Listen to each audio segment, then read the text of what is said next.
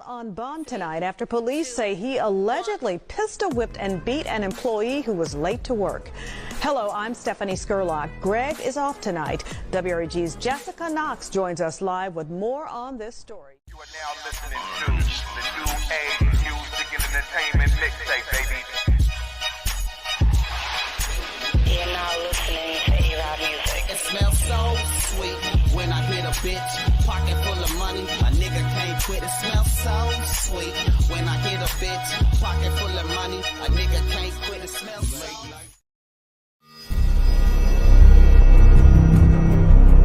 New Age Media and Entertainment.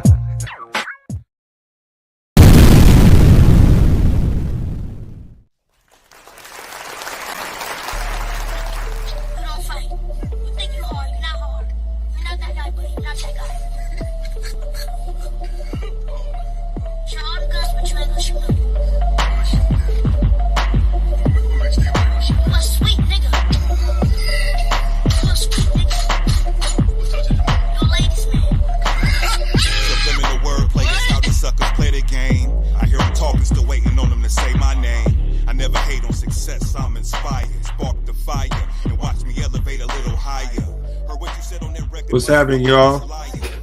We back. Welcome to another episode of the PDXDOPE Live podcast. And yes, of course, I'm your host, Mr. Ray Nelson Jr., aka Ray Ray of Gism, aka Double R the Rockstar, aka Petty Murphy in the building. Next up, we got my man, Mr. Elijah Jackson in the building. What's cracking with you, brother? What's going on, everybody? Man, we back in this bitch. Still, we got my man Jermaine Mason in the building. And Jermaine got his background up and all that shit. He ready. Oh, man, I'm ready today, man. This Friday, man, I'm feeling real good today, man. So I just woke up, man, just took a little nap, man. We're ready to go. Okay, shit. You was under the weather for a minute. I was, man, for about a week and a half, man. So, you know, yesterday, actually Wednesday was the first day, man, I was able to get back acclimated into my week, man, get to working out and doing all the things, man, going back to work and everything else, man. So, man, I'm back ready. Yeah.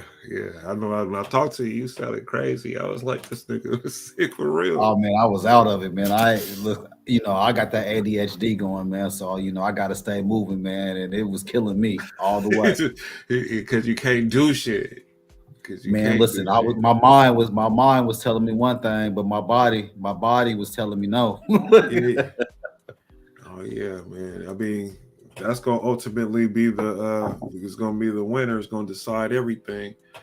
Absolutely. When it comes to that, though, for real though. But it's good to see you back in good health, though. Yes, we got Ivory Mays in the building, but he's finishing up dinner right now, though, so he'll be joining us pretty soon here. But other than that, though, what else been cracking? Y'all been paying attention to what's been going on in the internet world? Man, it's a lot going on out there, man. It's a lot going on out there. I don't know if you covered, man. You see how Cam and Mace had bought a part of Reasonable Doubt. Reasonable Doubt. You know what I'm saying? They made a major move. That was a major business play, man, for them, man. So salute to them, and it is what it is. Podcasts out there, they're doing major numbers and doing major things. So, you know, I want to get a shout out to Cam and Mace out there, man, for doing their thing, and their business has just been good, man. So I'm happy for them brothers, though. I'm glad to see them doing their thing. Absolutely, man. It's a pleasure, man, to see some statements of the rap community. They out there doing real business. You know what I mean? So I appreciate that from them. Yeah, no, they doing good. They funny. I like what they got going on. But you got that going on. You got, you know, and naturally you got Diddy and Meek Mill, and we got it's a lot of things to cover. We got the Meek Mills just got cooked by academics. This roast, man. Academics just did it Man, they dirty, calling bro. him Big Mill out here, man.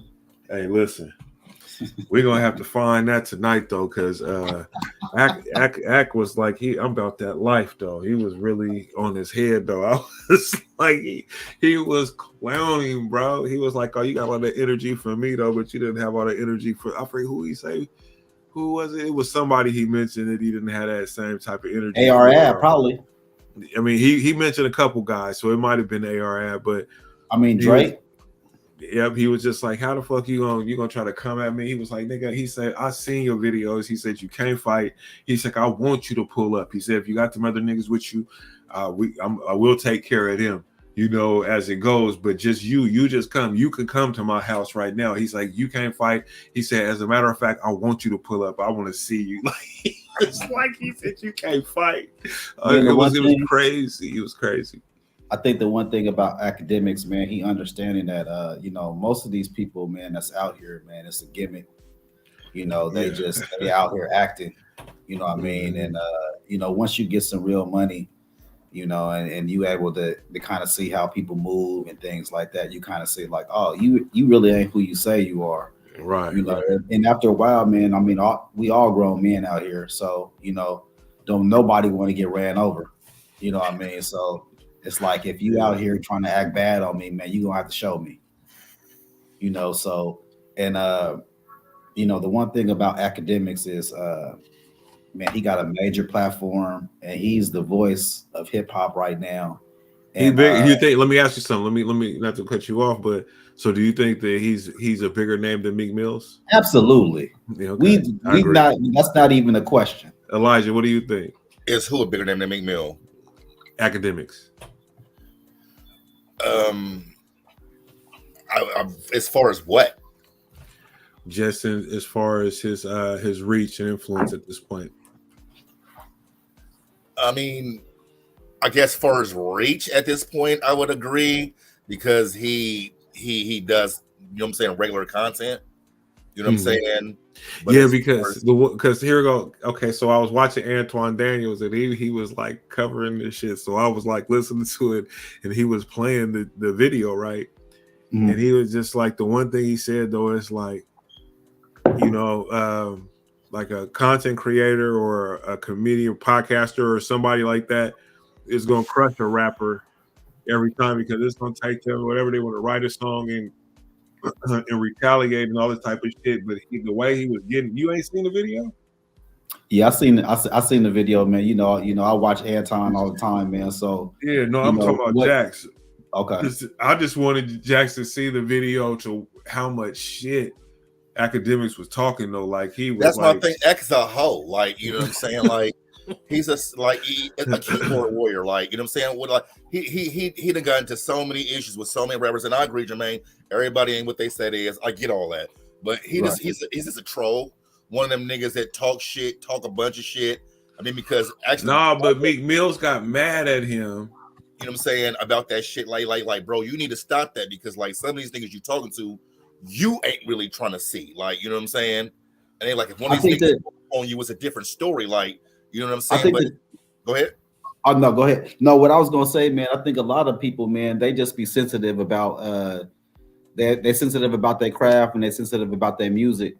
And you know, as a podcaster, man, his job is to really commentate and really give his opinion on what he feels about right. You know, music and things like that. You know, so no, absolutely. You know, he jumps out the window though, like that nigga. Hold on. Name somebody where he just jumped out the window where he was just like, you know, saying something that wasn't warranted. My son, Freddie Gibbs. I mean, my son's a sucker. My son's a sucker. He went to jail behind some dope fiend shit, behind some crackhead shit, robbing a goddamn taxi cab. I say that. You know what I mean? So, you know what? I mean, and that nigga when he came and got that BLM back, and he came and got that BLM back. What's up, Geneva? What's up, Ebony? What's up, that's Pam all in the fun building? And dandy. Like, you know what I'm saying? He crashed out, whatever. What I'm saying is everybody that you're talking to, like, you know what I'm saying? If you ain't prepared to stand on, that at some point, like, nigga, keep it opinionated, keep it podcasting when you get to telling. But he did though, and bro. all this other type of shit. He did though, bro. So what happened is that, so like you said, academics, he was covering hip hop, and so it was some situation with, was it Diddy? Yeah, Was in the mix or whatever. Yeah, and it was Diddy. So and academics had covered that story when it came out, and so then Meek Mills got offended. I'm talking with me. Go ahead. He got offended, and so then he was talking shit to academics, telling him he was gonna pull up and slide on the nigga and all this. And so the academics was like, "Wait a minute, bro. I'm doing my job. I'm covering this shit. I didn't say nothing fucked up about you, nigga." Then now he was like, "But as a matter of fact, we seen all the video." I mean, he just went in, bro. It was one of the greatest times. In this particular instance, like I said, I just know the nigga talk a lot of shit, and I've seen him not have that energy when niggas is like, you know what I'm saying, like, and that's all I'm saying, like, nigga, don't be a troll. You know what I'm saying? Like, if that's what you own, then be on that. You know what I'm saying? But I just think but what's being on what though? Because just being a man, nigga. I mean, being just a man is like right now, nigga. If me and you get into an argument right now, okay, you know what I'm saying? And now I don't gotta let you pump me or none of that. But if I'm like, yeah, bitch ass nigga, pull up, nigga, and then I see nigga, yeah, nigga, pull up, nigga. Yeah, you ain't. And then when I see you, now I want to talk about it. You see what I'm saying? Oh, bro, we ain't gonna be. That's Meek. That's Meek's MO. He did that with the game. Because the game when the game tried to jump in it, he done did that with 6ix9ine. People done pulled up on Meek, and Meek was like, "Oh, y'all trying to trick me out my place and all this other kind of shit." It ain't, you know what I mean? His words don't match his don't match his. He has his picks and chooses, like you said. When it was with the game, it was something different. But then when you sing Safari, y'all beat him up. Like so he pulls up on Safari. That's what I'm saying. Pulls up on Safari. That's what I'm saying. I'm with you. No, I'm with you. We're not disagreeing right here.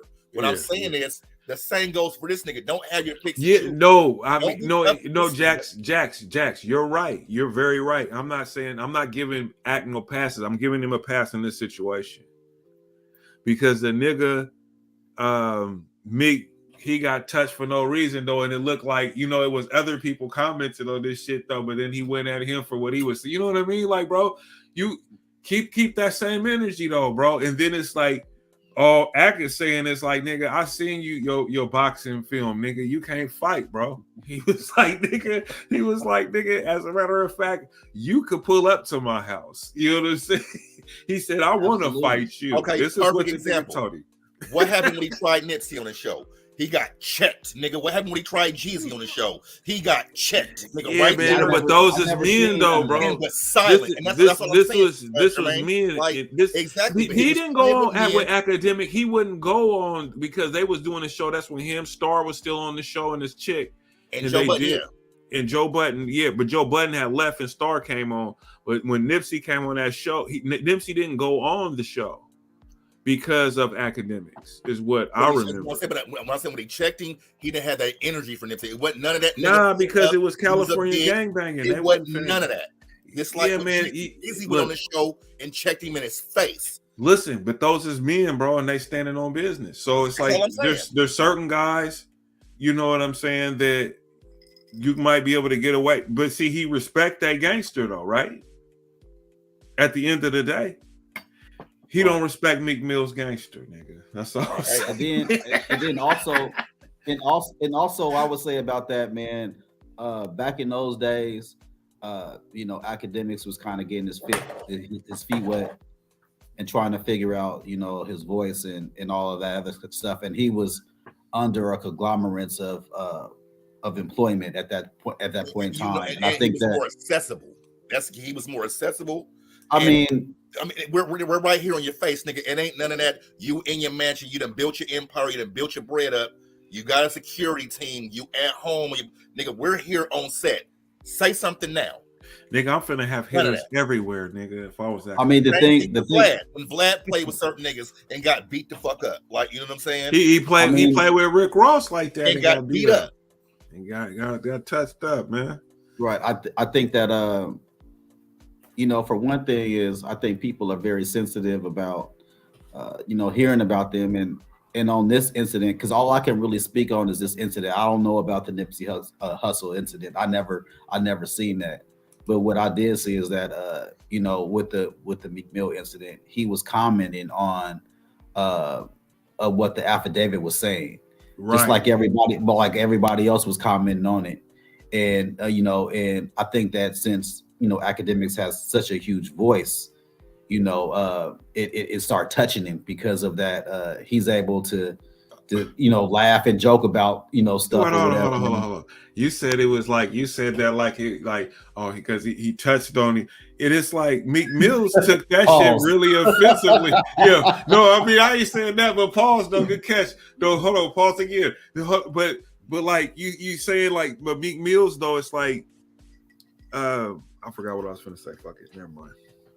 I lost where I was going. I had something too, and I lost it. I would just looking at it, man. I could just say, man, academics is just one of them people that he's the voice, man, right now. And he was just telling me basically hey, man, you got to say something, man. You got to come out, man, defend yourself, say something, man, because it's looking real bad for you right now. And then Meek just kind of hopped on him. And then once Meek hopped on him, because they called a truce, you know what I'm saying? Basically, they called a truce. 21 had, kind of like brokered a deal with 22, like, hey, man, you my partner. So let's figure this out. They figured everything out and it was cool. And in that interview, he was, academics was saying, he was just like, man, I don't even really believe it's true. I mean, he was saying all of this stuff. Yeah, he did say that. He's just like, man, I'm just reporting on what the affidavit said. Right. And he's just like, well, you mad at me, but you ain't mad at the nigga that made these allegations. Why don't you pull up on him? Because he the one who got you fucked up. Right. But you want to come hop on me because you think I'm an easy target and you think I'm a sucker. And then academics is like, well, I'm not your sucker. Nah, but it's like, it's like I'm a man. Nigga, go check both niggas. That's like right now. If I'll use me because I want to use y'all. If words come out that I'm a rat or a bitch, whatever, you see what I'm saying? And this nigga over here said it. You see what I'm saying? And then now you or he in a room saying something. You see what I'm saying about it? Now, like I said, I hear you saying approach that nigga that spread the rumor or whatever, but you're furthering it. You see what I'm saying? So I'm gonna approach you. Listen, you're an entertainer, man. No, I get it. I'm not saying Ack is wrong for doing his job. I'm not saying he's wrong for that. What I'm saying he's gonna be mad at me. So he's gonna be mad at us for commenting on it, but it's public record for everybody else to comment on it. What you mad about? You mad that you in the public eye and this man them put out a statement saying that you and Diddy was blowing out your back or whatever he was doing to you, and these white people had you around here bunny hopping. Is it because he's a public figure that he shouldn't be offended? So right now, if I heard somebody was blowing your back out, right, and then I go somewhere, pause. Where are we going with this? And I call Claire. Hey, Claire, I heard Jermaine be getting his back blew out. You're gonna have nigga. Wait a minute, what is going on? You got my name in your mouth, nigga. You see what I'm saying? You're pause again. I would say this for me personally. If you saying that about me, we gonna see each other when we see each other. Exactly my point. And nigga, I'm not gonna go on. I'm not gonna go on a rant about it, and I'm not gonna threaten you online, and I'm not gonna act like I'm a Mr. Tough Guy or any of that kind of stuff. Like when I see you, I'm gonna see you, and we gonna handle it like men. But other than that, I'm not gonna act like. You're saying that he's wrong for being online about it. What you saying? What I'm saying is that you should be mad at the person that made that allegation, and you got 1,000 people that's commenting on this. So what are you gonna do? You gonna fight all 1,000 people that's commenting on it? Hey, guess what? What's that? Only a hit dog hollers. That's all I got to say. Absolutely. Absolutely. I mean, what he was supposed to say was, "Hey, what man, this mean? Ain't true." I don't know, this nigga tripping. Bro, y'all, hell no, bro. You already know it. Check you can't fight everybody, bro. Just saying, but there's certain shit you just not gonna let a motherfucker play with your name, and then when they see you, nigga, you gonna want them to stand on that. Now I just want to clarify because I kind of walked in on I heard little bits and pieces. So are you guys speaking about Meek Mill addressing somebody about the whole P. Diddy? Yeah. Okay, so check this out. I'm gonna ask you a question. So do you think Puff Daddy blew his back out? Jack, honestly. I don't know. Honestly, come on, bro. Honestly, I don't think. No, I don't. I don't think that they had sex. Now, do I think Puffy does fruity shit? No, we know Diddy do fruity shit. My question was very clear. 100 Jacks. You think that P. Diddy blew Meek Mill's back out? Is what I'm asking. No, I don't think so. I think he did, and that's why the nigga ain't saying shit. I think he did too. Man, he been around here bunny hopping and I got billion. Oh, that's a bad look, bro. Because guess what? Man, they acting like he hanging around billionaires like it's a thing to do, and it's like, okay, well, and then when he hanging around them, what kind of shit you doing when you hanging around them? And Ray, you don't get to say hit dog. He got you bunny hopping and seen you check somebody about playing with your name, so you don't know. Yeah, but my thing is this: if let's just say that I mean, he need to go jump on Puff Daddy. That's who we need to jump on. No, I don't think he need to jump on shit. He need to stay away from Puff Daddy. If Puffy's the one saying all that shit, I mean, he should have checked him from jump. If he it's not. No, but so this is what's being said in the affidavit. Yeah. So I don't know who's actually saying that. I just know that from what I understand is that his name is in this particular affidavit in association in conjunction with these other fellas that we just mentioned. That Meek Mill is. Yeah. So that's his back out. Come on, bro. And not to mention, all like you said, Jermaine, a lot of people can comment on it, but a lot of people don't have the reach that academics has. So yeah, Ray, you don't get away with that, bro. Hell no. Okay, what did I do? No, bro, you don't get. I'm drinking legacy tonight, bro, because I know you. I know you. Because if somebody says something about you, you're gonna be fired at. Right now, if a nigga go and be like, yeah, nigga, I heard Ray was a bitch, nigga. Even though he ain't the one that said it, it came from somebody else. But you know that this nigga called clear and said it. So when you see this nigga, y'all gonna have words. And if he gets tough, you gonna want to do something to him, right or wrong. It's gonna be a couple people he gonna vent to. Case rested. That's all I'm saying. Before he even talked to that person. Case rested. Now, and it can't be a hit dog holler because we know he ain't a sucker. But it's just the fact of the matter that nigga, you got me fucked up, right or wrong. Right. Okay, period. that's all I'm saying. Yeah, no, I mean, I'm not saying that he doesn't have the right to feel away, but at the end of the day, though, why are you picking on me? Because that's his bitch. Why are you picking on? You want to pick on me because I'm just mentioning or giving my opinion on this shit. Now you want to fight me? You gonna pull up? You gonna pull up? Because I see you right now. Now, if I see this nigga over here, then we address that then. If I hear something and I see you and it's an opportunity, we gonna have a conversation. We're gonna address it there. You know, usually what I found is most people don't want to fight. They ain't going to do nothing. They're gonna just let it just and to further that argument on top of that, now say it's a nobody nigga that said it, that nobody really knows, has no reach, has no pool, has no nothing, versus a nigga that has all the pool, all the reach, all the. You see how it holds more weight? How you gonna check this nigga first? Right. You just said it yourself. I mean, that's what you're mad about. Well, that's what he mad. That's what he mad about. So that's why I'm checking you, nigga, because you're furthering it. But you know what? It is what it is, man. You in there, your name is in there about getting your back blown. You got to address that. Address that first. That first. That's what I tell you. And we seen video of you bunny hopping. That nigga let's address that bunny hopping too while we at it. That nigga What is doing bunny hop, hopping? nigga.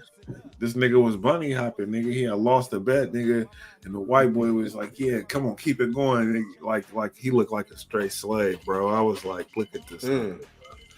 It was so embarrassing and shameful. You know, he's so happy to be around, these white people with money that got these billions of dollars. And it's like, okay, well, what value do you add into their life besides entertainment? Listen, why my son said this nigga ran out of raps, bro. He was like, when the last time, honestly, if you think about it, when's the last time he had a hit album? 2012, 13, 14? Yep. That's when I was listening to him, or at least there was a couple songs where I was in New York at the time. Yeah. He ain't known for his music no more. This generation that's coming up right now, they don't know about his music. If you really think about it. That's crazy. If you really think about it, if he ain't had no really hit since 2012, 13, this generation that's coming up, they don't know him behind that. They know him behind, his Twitter rants and his little antics and things of that nature. Things on the internet, yeah. What's been going on the internet? Him beefing with Drake, they might know him from that. And I'm getting it. And I'm good. That was his shit, though, right? That champion shit was a hit in 2018, but like that's still 6 years. Which one was that? The championship album was. He has some cuts on there, bro. He had like 2. It was a acclaimed album. Bunny hopping. This is what bunny hopping is. He said bunny hopping. The hell is why? Yeah, that's what Meek was doing though. Young and I'm Getting It was the joint though. Champion, he had a couple of joints on that album. That was cool, but that was like the beginning of the end though. So kind of like absolutely, it was like it was. That's what I'm saying. Out of the last 7-8 years, it's been really no noise. It's just been really a lot of antics and a lot of It hasn't been no music. I think it was over. I think it was over for Meek Mills after the Drake diss. What do y'all think? I think that was the beginning of the end. And then Drake came back, and then he tucked his tail, and and they did that. He did the song with Drake, which did numbers. Naturally, anybody that fucked with Drake, when it comes to music, they gonna do numbers. So he came back and they did that single. They did numbers on that, but other than that, you ain't really heard nothing from him. But you're like, how many niggas we know that we all know together that got beat up for running their mouth for shit that had nothing to do with them, and they might even been the one that started it, but them running their mouth and involving themselves got their ass whooped. I understand that, but I understand that too. That we all gotta. This is a business, and we're all in the business. So if you rapping, then rap. If you getting caught up in the media and you getting caught up in tabloids and things like that, TMZ is reporting on it. So you gonna go beat up the white dude Harvey. You know what I'm saying? That on TMZ. You gonna beat him up. But Harvey also ain't gonna tell him, nigga, you bitch ass nigga, pull up, you can't fight. You see what I'm saying? But you know what? The reason why he said that is because of that Meek Mill's threatened him. That's so fine, you have to go. It's context behind that. That's cool, but even when Meek Mill threatens TMZ, they're not going to say that. Is what I'm saying. But you know what? He's not going to threaten TMZ. That's the thing, right? He's going after somebody that he feels is weak. It's like a bully. You're choosing to engage at that point. It's like right now, if I know I can't whoop your ass, and you talk shit to me, and I choose to engage, and I choose to try to buck up, then it is what it is. Man, but here's the thing, though, bro, man. I get that from principle, but at the same time though, man be a man. So every man gonna have they breaking point. So no, I get it, but you know what I'm saying. No, I understand, but I'm saying like as far as as far as that, like I said, I've just seen him I've seen him posture. So maybe I'm being biased because I've seen it happen. No, I've seen it too. No, I get what you're talking about. And I know that's like right now I keep telling Jermaine, and I know I can't whoop Jermaine's ass, and I keep telling him to pull up. I know I don't want Jermaine to pull up, but I just nigga pull up. Everybody I talk to, nigga. But see, he don't. But here's the difference in that. But Jax, here's the difference. I believe from the way academics was talking, he ain't scared of that nigga at all. and when he do see him, nigga, he gonna be like, "What's up, nigga?" Maybe, but he just doesn't. But I'm just saying though, there's certain guys he ain't gonna do that to. You right? He ain't gonna do it to her. He ain't doing it to Nip. But Nip, R.I.P. Nip when he was alive. No, I think he ain't doing it to certain niggas, but he looking at this nigga though. You nigga, no, nigga, I'll what whoop your ass, my nigga. Right. What he's saying is that Meek Mill is not doing that to other niggas either. So what he's saying is that, nigga, keep the same energy, nigga. You didn't have the same energy when all these other niggas was pressing you, but now you think that I'm weak, so you want to come over here and kind of pick on me. Listen, I think Act gets me. Maybe. I'm just saying that's cool. Like I think Ray want to say Elijah's a bitch, and Tage is the one that furthered it, and Tage gonna say we're gonna fight Ray. No, nigga, I'm talking to you right now, though, nigga. Well, we'll worry about Ray later, but nigga, I'm talking to Tage right now. Hey man, politics. I look at it like this: we all grown men out here, and these is all words, you know. So once a person get to putting their hands on somebody, that's when it turns differently, you know. Yeah. So I mean, you can try to you can't be threatening people no more these days, bro. Right? You can try to put your hands on somebody if you want to, and you can run into a problem. Okay, Jackson, because Jax, you know, when you went to get your motherfucking permit for your gun, and the day you went in there, they go get fingerprinted and all that shit, and you seen all those weird and different looking people in there getting guns. Absolutely. Right. So that just based on that is what I'm saying though. Like, yeah, Ack ain't no street nigga, but a street nigga, it don't take. Oh no, absolutely. Leave people. You feel me? That's all I'm saying. Like, absolutely, I'm with you. Yeah, that's all I'm saying, man. Ack ain't, man. I 1,000% agree. But what I'm saying is, if nigga I'm looking like Stephen A. Smith on the mix, nigga, Ray, don't worry about Jermaine. Nigga, I'm talking to Ray. Oh, why aren't you talking to Jermaine? Jermaine the one said, nigga, fuck that. Nigga, Ray, you chose it first, nigga, and I'm checking you right now, nigga. So what's happening? But the thing about that is that you look like a sucker, because the person that actually put out the affidavit and went down to the courthouse and filed the papers and said that, hey, you was doing A, B, and C with this dude. You ain't said nothing about him. You didn't have no energy towards him, but you had energy. You deflected. You don't know that, though. It had energy around everybody else. You don't know that because I mean they're not the one further than people you are. No, we do know that because we can tell by his tweets that he didn't have a problem. Okay, we know you got an iPhone, whoever that is. Jesus, I mean, come on. So you had a problem with. So it's like we joking. Hear that? So it's like we joking, right? And I'm counting on you, Jax, right? And I'm counting on you, and then it's like Ray laughing, right? Ray laughing at jokes. You want to try to jump on Ray for laughing, but you ain't mad at me for telling the jokes. No, I hear what you're saying for real. Okay, so speaking of, okay, all right. Oh, listen.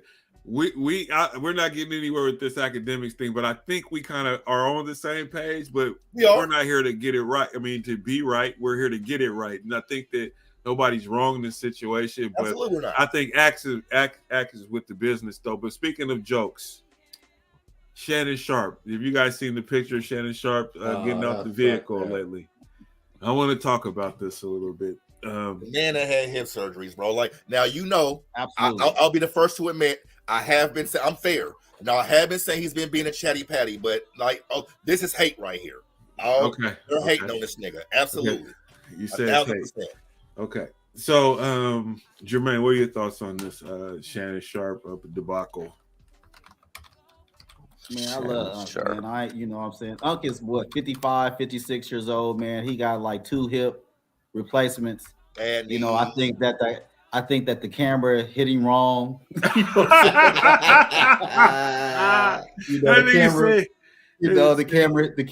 camera hit him wrong, man, and you know, it is what it is, man. He a big dude. You know what I mean? Maybe he need a XXX.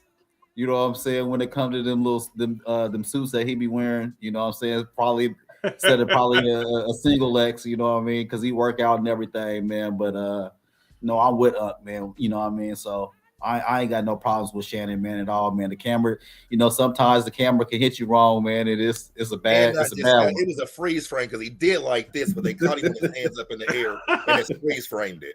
Like, you know what I'm saying? It's the internet, bro. Right. The internet is undefeated, bro. So you already know they finna catch. If you catch you slipping, bro, it's so it's that, bro. I mean, they said his liquor sales then went up like crazy. So all of this stuff, man, is see right there he cool, but when he got out and they froze it, it wasn't it didn't look right. They did this. That nigga look like Big Frida, nigga. Fuck you talk about. Listen, bro. He is an ex-football player that played for Heisman, so he has injuries. He got bad knees and all that stuff. So, yeah. I think I'm with you though. I agree with that. I mean, but that just looked so terrible, and you got a lot of people. It does, and he got that fucking high. It looked zesty. Claire, what do you think? You're the woman on the panel. What do you think? How did this turn out? What do you think? Orange purse on, so I don't know what the fuck is going on. I agree with Jermaine. Anybody can take a bad picture, right? The camera can click it at the wrong moment on any single one of us. The outfit probably wasn't the best fit, just as a general rule. But I like Shannon. I'm not gunning for him. And those same people that are talking that trash, they got some bad pictures taken of them too. Right, nigga, with their hand on their hip and their wrist, bro. Let's check your photo albums, because we all got some bad pictures. We're like, ooh, did the camera really catch me at that angle at that moment? I look like man. Well, I seen it and I was just like, I thought he was joking at first, but then I thought about the surgery thing and all that kind of thing, but. It wasn't that big a deal. I just knew that the way it looked, though, I knew people was gonna tear his ass up once it came out. It only takes a half a second for somebody to go in. Right. Yeah, and once it came out, it was a rizap. Like, oh, my nigga that went out. Wow, nigga. Everybody getting bullied on the internet. It don't matter who you are. Yeah, absolutely. You can get it. Yeah, but I don't think that he got a bad rap, Leave Shannon alone. Yeah, but the purse though, bro. That oh, the yellow purse. That's your man. That's your man. The orange purse, bro. It's the fanny pack over the shoulder. Ivory, you was a big Shannon Sharp supporter, and you didn't like. Yeah, but that don't mean I'm down with the purse. I mean, I'm a LeBron. I'm a LeBron fan, and I wasn't digging that goddamn purse he had either. Shit. No, remember LeBron had the little. Thank you, Geneva. It's a man bag. Ain't no man bag. That's a purse. They call it a purse. Nah, that's a purse. Yeah, they just trying to say gay because he's zesty. Yeah, just like men got man buns. It's a man bag. I mean, I think the one thing about Shannon and and all this gay stuff is like, I think for Shannon it's almost like, even if he was gay, who cares? Thank you. You know what I mean? Like, he's not out here acting and pretending like he's this tough dude or he's just super macho or whatever the case may be. Man, he's just podcasting, living his life. He is. He did that with Mike Epps, though. So he did that. What did he do? He tough guy, and you said when I pull up and I say something to you, say it in my face. I mean, when it comes to certain things like that, absolutely. I mean, it's really no difference than when it's really no difference than the Meek Mill situation, really, so to speak, when he's basically defending himself. Shannon Sharp was, and he was saying the things that he was saying. He ain't from the streets or whatever. Niggas don't want these problems. He say that all the time.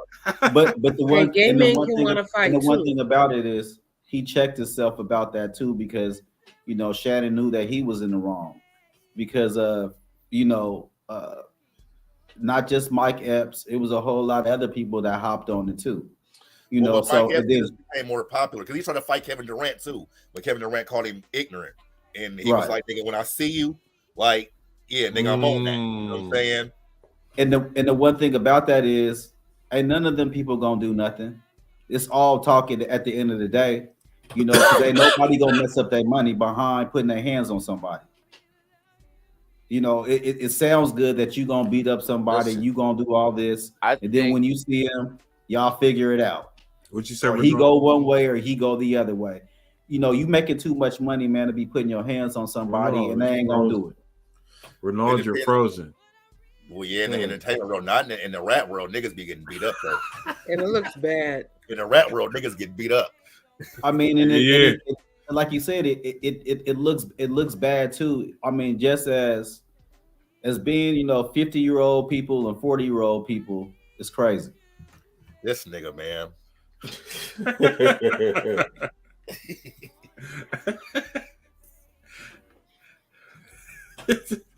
That's the man Renard, man. He was about to say something, but then he went to me. Mm-hmm. Oh, there we go. Get it back up there. Where's Renard at? Yeah, he went off. And Mike still didn't make it on the podcast, is what Geneva said. Who was supposed to be on?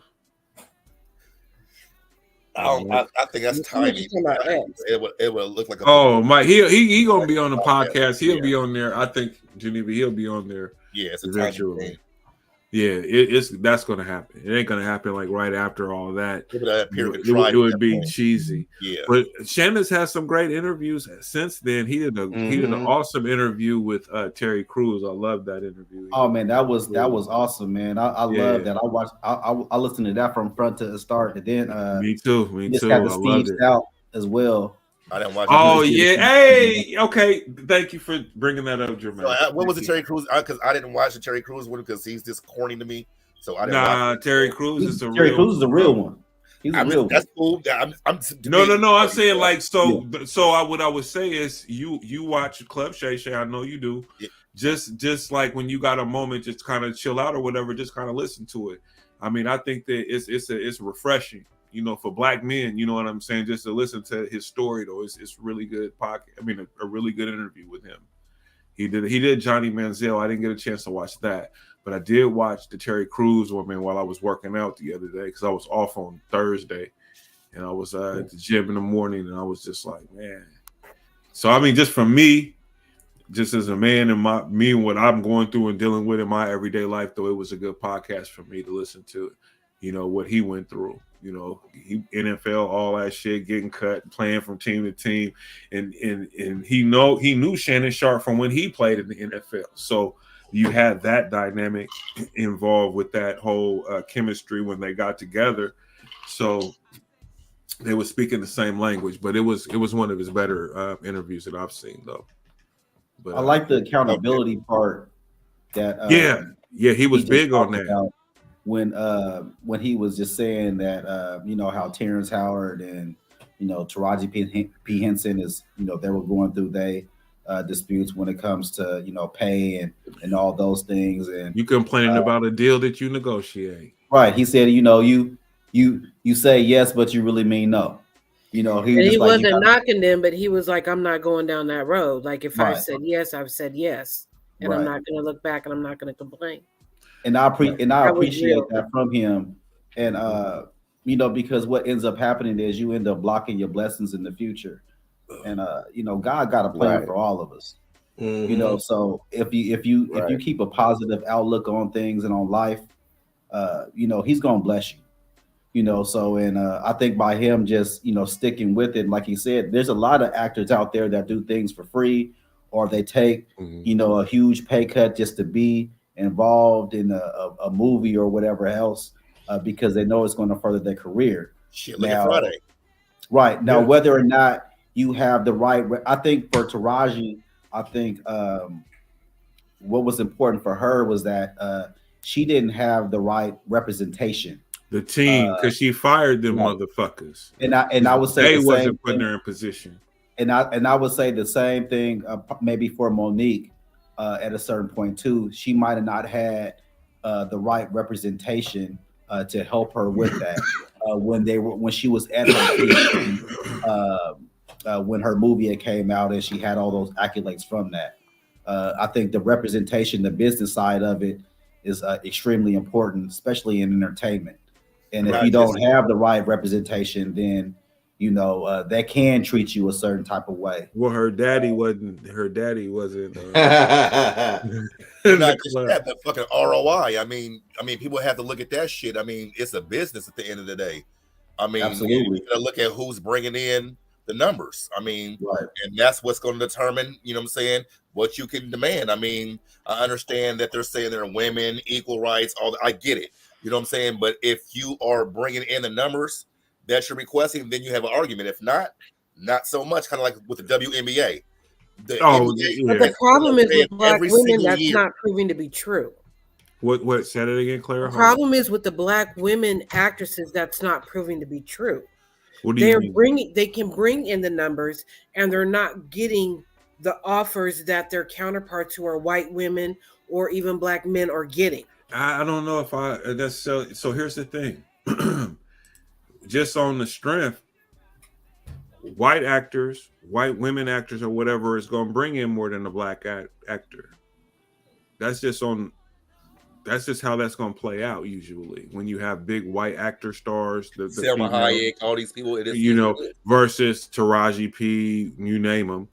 You know what I'm saying? And not saying that no disrespect to them as actors for what they do, but what the market is going to tell you is that white people ain't going to see them like they're going to go see them. So that's going to tell you what the money that they're going to generate. And those are the ones buying the tickets. You see what I'm saying? So they're faced with that kind of a thing. You know what I'm saying? But it's like what Jax is saying is this is about fucking business and numbers, period. Like with the WNBA, the NBA has been in the red. That is not even an argument. People, I don't even know why they talk about that. I'm sorry to cut you off, bro. They've never profited ever from an WNBA season. Trigger warning. The argument to so we want to bring up this shit to because this is not a thing. It's not a thing. It's what they want to talk about, but it's not a thing. You fucking put asses in the seats. You get the TV contracts. If they giving you billion-dollar contracts to watch WNBA basketball, then that's what they're going to get the money. That's not what's happening. It's a subsidized league that's getting welfare money from the NBA. Right. It don't matter if they lose money because they're going to exist because of the fact of the residual income that comes from the fucking NBA. NBA, period. And so there's no reason you should have the same contract as LeBron James. Okay, so now, but I will say this, though. They have an opportunity and the potential to blow the sport up because you have these stars like the Caitlins and Reese and Juju Watkins and a number of other these young girls that's coming up right now, and they get NIL deals and those type of things. Now, the WNBA or the NBA has an opportunity right now to blow that sport up if they take advantage of the situation, how things are laid out right now going forward. So they're going to have to be responsible for making sure that these young girls is getting that money, because I think that college basketball is more entertaining for me. I'd rather watch that and high school girls basketball versus the WNBA. That's absolutely. Absolutely. I would agree with that 1000%. And we talked about this before, man. I think that they got to figure out, like you said, a way to incorporate the college crowd into the WNBA. You have to, you know, especially like just, you know, I've always been saying this for like the last few years that they need to, instead of being in those huge arenas, they need to go to the colleges or whatever in that state and do the WNBA in those colleges, because that way it's easier to pack out the stadium. You already kind of have a built-in crowd from the college students and things like that there, and then that will bring more excitement because people want to see fans in the seats at the end of the day. You know, when you're watching the game, you want to see some fans in the seats. If you see a whole bunch of seats that's empty, you know, it's just not it doesn't make it seem like a good product. But do you think that's obtainable? Because like a lot of the college shit is just based off of school spirit. Like we're fighting for the blue and white, we're fighting for the red and yellow or whatever. You see what I'm saying? We're here. Go ahead. I think there's a way to incorporate it just because of that. So let's say that I don't know. Let's say USC, for instance. So USC has a huge following, and they have no problem packing out the arena every night because, you know, like you said, Juju is over there doing her thing, and or you got, you know, Caitlin over in Iowa. So if you have these NBA teams that are in these states, you know, you put that there, and then you also can, for students to be able to come and watch these games, you know, the tickets maybe around the same price, you know, so because you got to think these colleges have what 80,000, 100,000 students that are at these colleges. Right. And these arenas are these arenas are pretty much like 10,000 seat arenas or whatever the case may be. So it's not hard. It's not really hard to fill those seats up. You know, it's really easy because now you can have the outside people that want to come watch the WNBA. They gonna come to the college arenas to go watch it, but also you have a built-in fan base that are already on the college.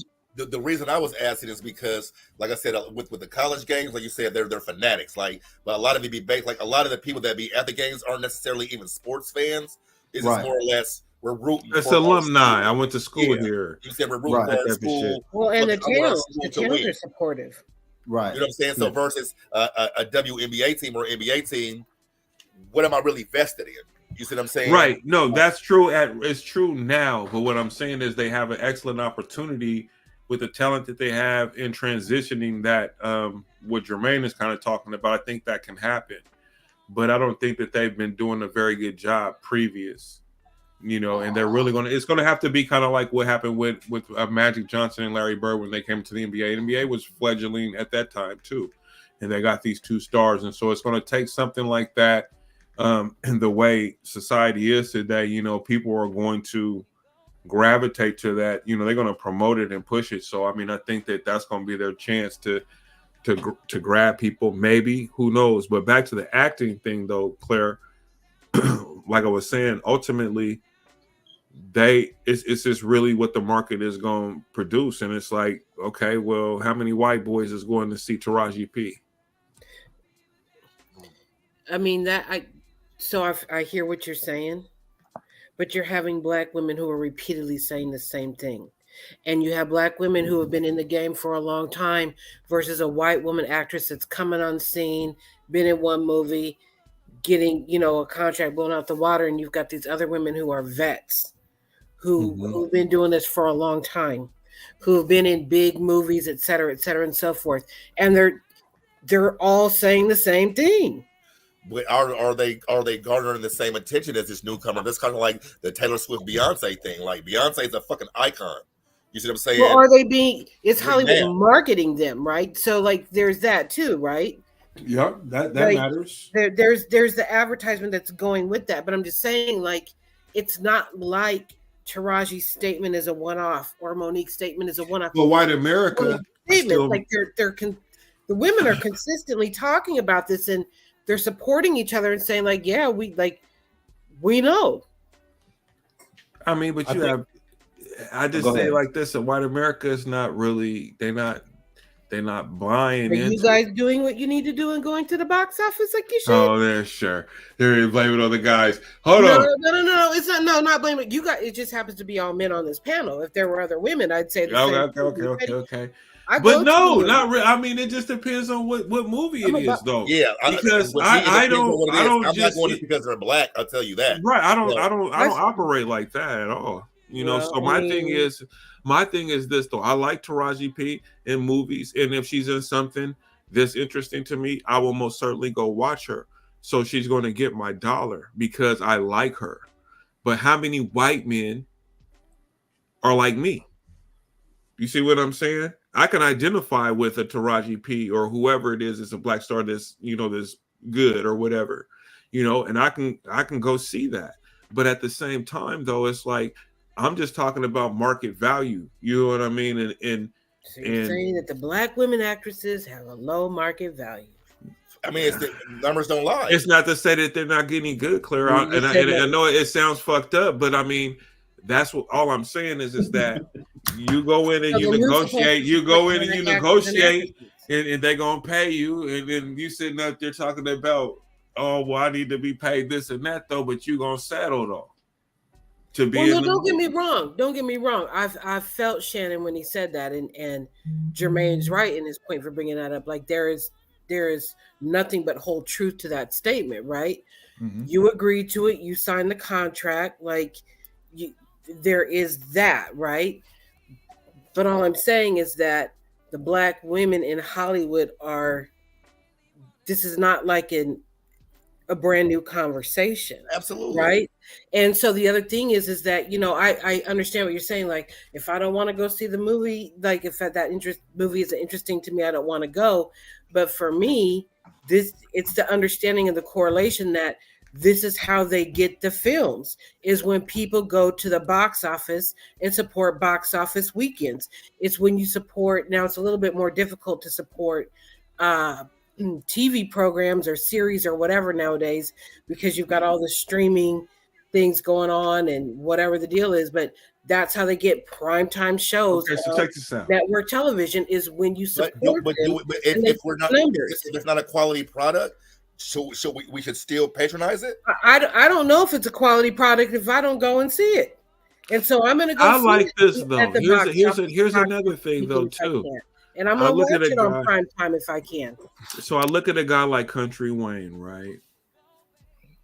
Who made $20 million or whatever it was, fucking with skits and on YouTube. And so it goes to this thing that like a person like Taraji P, and I love Taraji, trust me.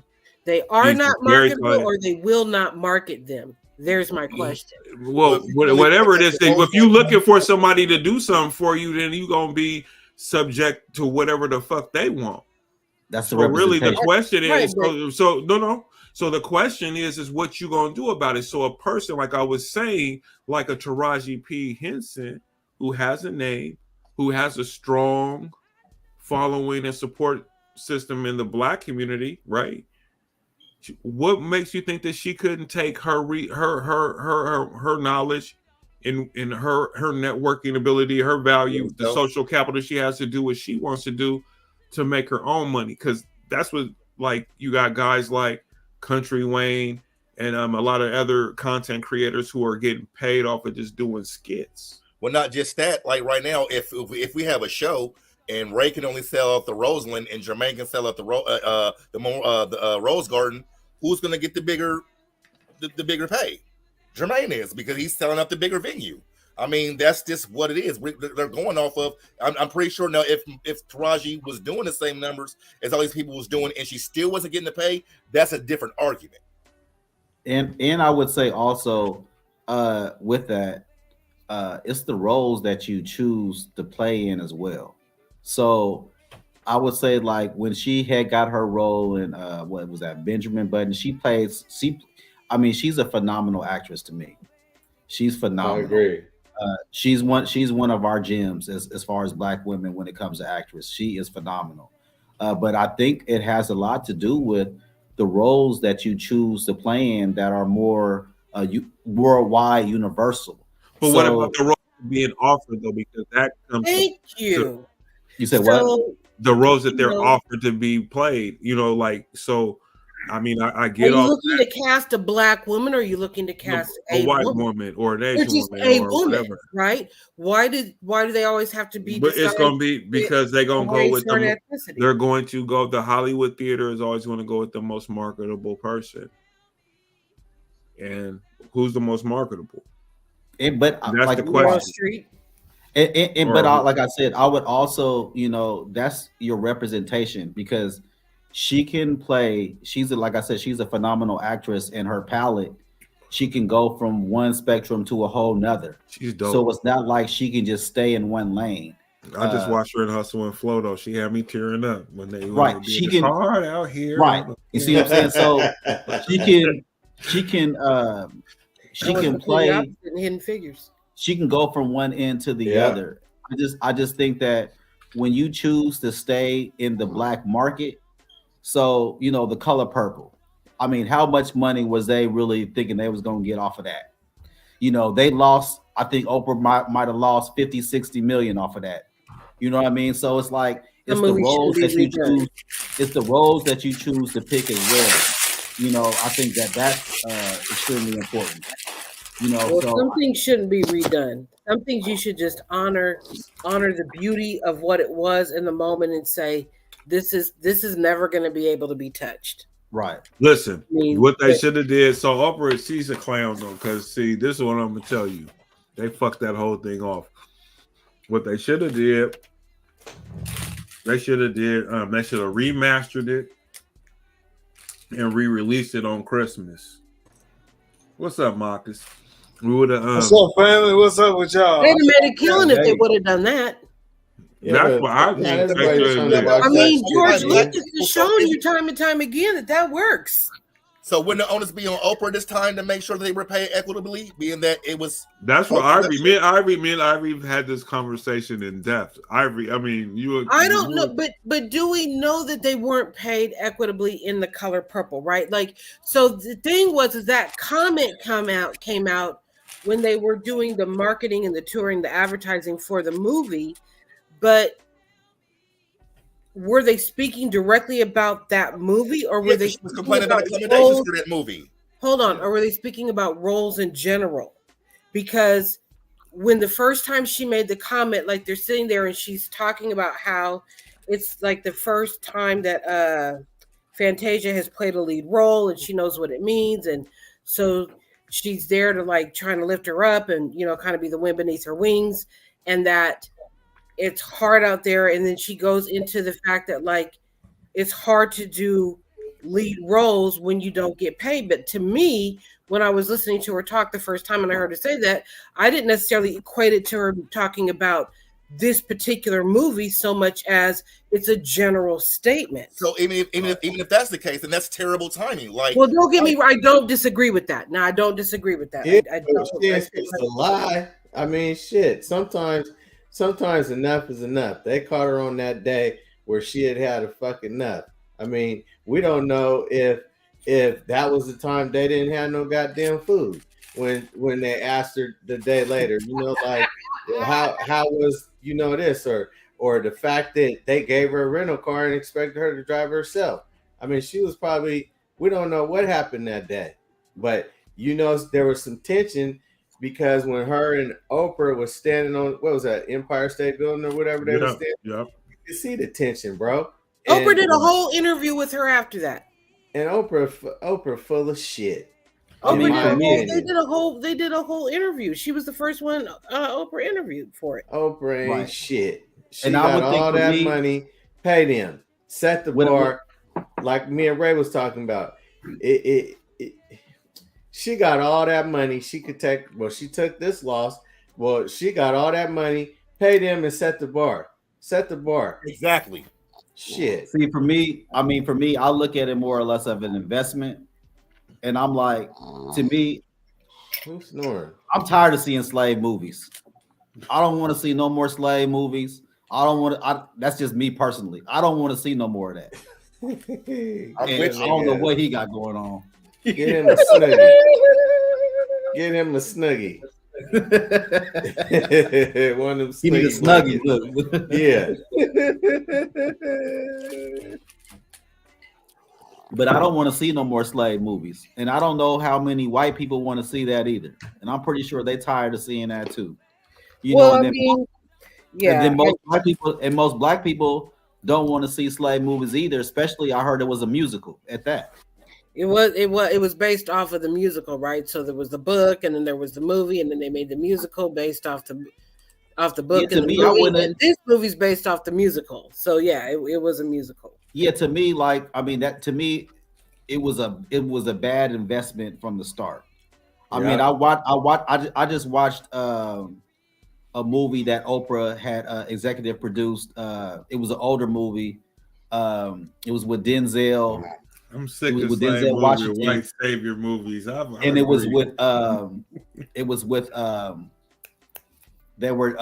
were doing speeches and things like that or whatever, and it was based like back in the is it like the Great Debaters? Is that? Yep, yeah. So movies like that, those are great movies. Beloved. What about Beloved? Beloved. Well, that's Toni Morrison's book. So they made that movie off of Toni Morrison's book. I haven't seen that, but to me, that was a great. That was a great movie. That was an inspiring movie. That was something that people can really get behind and go watch. But to me, just seeing these slave movies over and over and over again, I'm tired of that. The Help and all that old shit. I ain't Don't nobody want to. Hey, I thought that was funny. That. I thought that was funny. I thought that was funny. Eat my shit. Who's snoring? Is that who snoring? Yeah, he's snoring.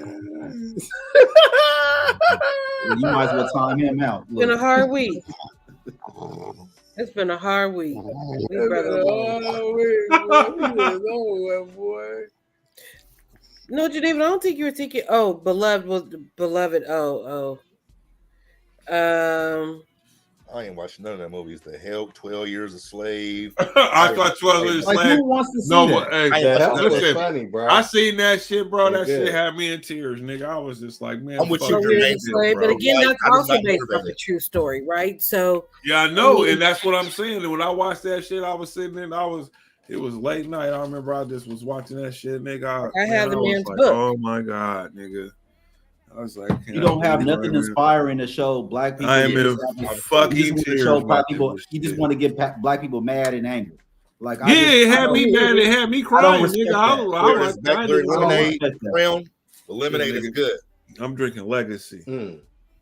I got some Merlot. Mama, Oh, you got some Merlot? Oh, you living on the edge tonight. I hear you. Okay. My nigga, he living on the edge. He got some Y'all Merlot. leave me alone. That Merlot. That Merlot. Yeah. Yeah, but I'm with Jermaine. These Negro spiritual What's movies, that? I don't fuck with none of them. So it's like, how much money should I really be giving you for this? Knowing that the odds of us really making a profit is going to be slim to none. But Claire made a good point earlier, though. But how much if we complaining about these things, though, how much are we actually supporting? And I'm not saying us on this panel, but just black people, since this is a thing. Even when they're not, are we doing our best to make sure that our stars are getting put out there or getting the support that they need, since this is the prerequisite? Well, what movies I'll speak for are me. you going for? If I fuck with it, yeah. If I don't, then I don't. Like I just how I operate. That's just like with here in the town. Everybody wants to put the onus on you. Oh, because I'm black, you're supposed to come patronize my Now I'll give you a try. But if it's if it's trash, it's trash. Like I don't have to buy it from you just because you're black or listen to this music. That's ridiculous to me. I don't operate like that. Yeah, that whole we got to be open to the feedback, and if the feedback is negative, we got to fix it. Right. We got to fix it to where a motherfucker would want to come and patronize said business, and that's right. And I think not just because you don't get a pass, you don't get the nigga pass. Oh, no. And I'm disgruntled about it. I can't even show my frustration because now I'm bashing a black business, or now I'm doing this. I'm damn. I wouldn't give a fuck about that. Your shit's trash. You would get this smoke, nigga. I wouldn't give a fuck about and now everybody wants to come for you, and that's the problem with black people. It's like all you want to do is tear black people down. All he want to do is da da da da da. I bet he don't talk about McDonald's. I bet he don't. Your mama black. Nigga. That's what you're gonna do.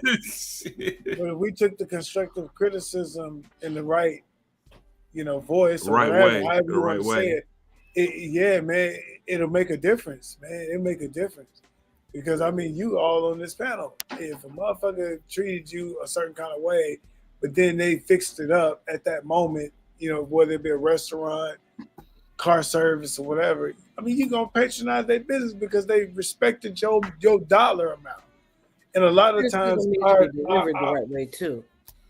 What was that, Claire? Criticism also needs to be delivered the right way too. Right.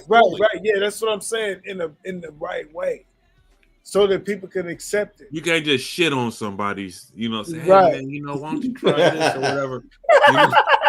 This would be better if you did it this way. The right way. I ain't gonna say no names, but there's a very they're popular now though. I give them their props, but somebody gave them like, hey, and matter of fact, it was just a suggestion. Hey, it was during like the Halloween time. Like, hey, I like your food. Pumpkin spice would be good to try around this time. Went in. went in. Listen, went in. Like that's terrible. I could already imagine. It's all about the product, man. If you got good product, no, what he's saying is that somebody's giving them a suggestion to do something in seasonal dish or whatever, and the motherfucker got offended for them telling you that idea. And so, that's not a businessman. That's not a business person in general. You know what I mean? Any good business person will be able to take criticism. Well, you know the thing to say. I'm it was said, hey, in addition, I think if you try this, it would be even. And what does she say that for? Right. Hey, these motherfuckers, a lot of people don't like taking constructive or I've been to like black stores back in the day when I smoked Swishers. I came by a box. You mean you're gonna tell me you're gonna bust open every single box of Swishers and sell them individually for $1.50? Yes. I can't buy a box, but now I'm supposed to still come buy it from you because you're That's black. why you order them online. You order that box online. But I'm supposed to come because Claire's black. I'm supposed to come to Claire's store. Absolutely. And buy Swishers $1.50 a piece. Well, you can get two for $1. Absolutely not. You're supposed to buy that box online. But that's what happened. My cousin told me one thing. She says you can tell the difference about niggas who had money or when they were growing up versus kids who didn't really have it. And then when they get some money, and those same two kids that have the different scenarios, one's gonna get the nice shit, and the one who kind of didn't have shit is always looking for the deal. And that's what she said about me. She said, you the kind of nigga, you got the money. You want the for $1. She said you got the money, you can afford it, but you gonna go for the deal. You're not finna splurge or anything. And I when she said that to me, I listened to what she was telling me about myself. And I was like, damn, I couldn't explain it no other way because people would say I'm cheap. It all goes back to the heat, right? Listen, the heat, that's never going to change. That's never going to change. That's never going to change. Yeah, man, look. Yeah. You better put a coat on up in this motherfucker. You better put a coat on up in this motherfucker. It's the 65, nigga. We comfortable. Listen, when you live, okay, so listen, when I moved into living in the house, been 13 years, 14 years, whatever it is. And so I've had numerous roommates here and there. And it's like when you come from apartment living to living in the house is different. So you got a motherfucker who takes showers. Taking showers is a different beast. So like my little brother, when he stayed with me, this nigga took like 20, 30-minute showers, like telling him, like, listen, brother, you can't do it like that. Damn. You understand? Like, nigga, like, do you understand how much? And I broke it down like the gallons and how much of the water. I mean, like I was having like $500 and $600 water bills. Nigga, listen, this is back in 2013, 14. It's 20 motherfucking 24. And my bill is at $200. You know what I'm saying? Like, and I was having $500 and $600 bills when this nigga was living. You better act like you in prison, nigga. You got 2 minutes. Look, listen, nigga, you get in there. You got 2 songs, nigga. 2 4-minute songs, nigga. That's 8 minutes. 4-minute songs. Wow, nigga. You get in there. What you in there fucking around for? If you live in an apartment, you can stay in the motherfucker all day if you want. But you still pay the same amount of money. Like right now for a 3-bedroom. If you're paying for water, your bill is about $175, $180 a month. What I'm saying is back then you didn't. Water was included, so you didn't have to pay a water bill. That's different. I'm talking about this whole transition thing, nigga. And I was just like, yeah, I don't understand that, bro. You get in, there's no time for what we doing. You get in there once the water hits your ass, nigga. You start, nigga. You wash your asshole, nigga. Get in there, nigga. Get it all in, nigga. 8 minutes is enough time for you to wash your asshole out and get out to turn the water off. What are you talking about here? Yeah, talking about saving money. Talking about saving money. I just went to look at an apartment yesterday. That motherfucker told me I had to pay water, sewer, garbage, gas, and electric. I was like, God damn, like. That's what I'm paying. That's what I'm paying now. Right. Damn. Like, you know what I'm saying? Water, sewer, garbage, gas, and electric. I was like, yeah. Yeah. That's what And the rent was like, I'm like, nigga, it was over a house note, way over a house note. And I was like, well, it's real in the field, man. Them bills is real, man. I remember them days, man. This is adulting. Man, Whatever it is, nigga, it's just being self-aware that shit costs. economically fucking conscious. Right, that part. But I'm cheap though. So I mean, people keep saying it, whatever. But I'm gonna promise you though, nigga, I know how it works. You know, talking that the shit, nigga come over here. My cousin Ricky different. came. My cousin Ricky came and stayed for 2 weeks. Nigga, I was counting everything. Nigga, that light don't need to be turned. No, not like I'm not charging him, but I'm just no. But my cousin, what I'm saying, he was like that is, nigga on Everybody Hates Chris. Look, he was like, right. look, No, I'm looking at nigga. The light, right? Yeah, that part. The lights is on, nigga. Why that light on? You don't need that light. Turn it on. Hey, I ain't gonna front. In the lights. Look, I was telling Yolanda the other day because she had matter of fact, like probably a couple hours ago, she had the light on in the kitchen. And I said, hold on, wait a minute. Who in the kitchen? Oh, I got that on as a reminder because she had turned some hot water on. I was like, when you hear that motherfucking kettle whistle, that's the reminder. Turn that light off. You motherfucker just made me turn off 2 lights that I wasn't using. Yes, ma'am. We're going to be walking around here with goddamn flashlights, nigga. Wait a minute. Shit. Didn't this shit go on 17%? Man, you make too much money for that, Irie. Man, go on with man, that. hey, check this out, bro. I sent them cats a picture of what was sent in the mail about the Metro tax and these motherfucking kids, all kid preschool tax, along with the arts tax, the kids' arts tax. Yeah, bro. No, not just that. Not being funny that y'all read that they're talking about going next. They already went up 18% this year on electricity, and they're talking about going up an additional 8% next year. So wait a minute. Okay, so what's the breakdown? So did you guys sign that petition that I sent you? Yeah, I signed that shit right after you sent it. So since 2020, it's going to be went up 49%. F that. No. 49%. I tell you, why you not go back to work and say no. Better get you some. Why are they doing this, bro? Yeah, I told Yolanda she gonna have to work. Because she worked from home Mondays and Fridays. I said you're gonna have to go back to work on them days too. There is no electric.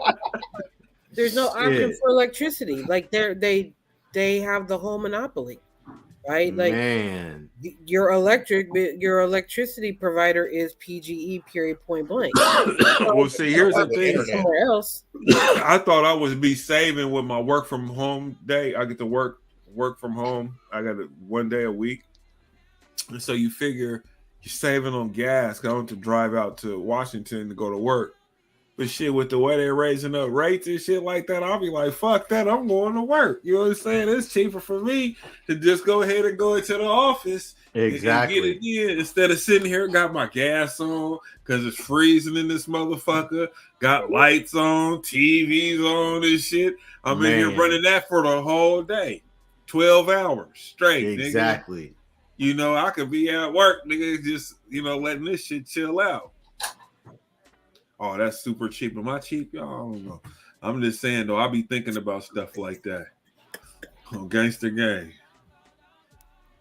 I be on my helmet, bro. For real. Straight like that. But anyway. PGE is out of control. And they need to be reined in. PGE is out of control and they need to be reined in. Yeah. I think it's too late. I think it's too late. I think it is what it's gonna be. Hold on, I'll be right back. They finna raise that. They finna raise the internet. They raising all that shit. Listen, well, man, eventually what's gonna happen is people are gonna say, "F it, I don't need this. I don't need this." Mm-hmm. They're gonna start cutting it out. There's gonna be few things that people keep.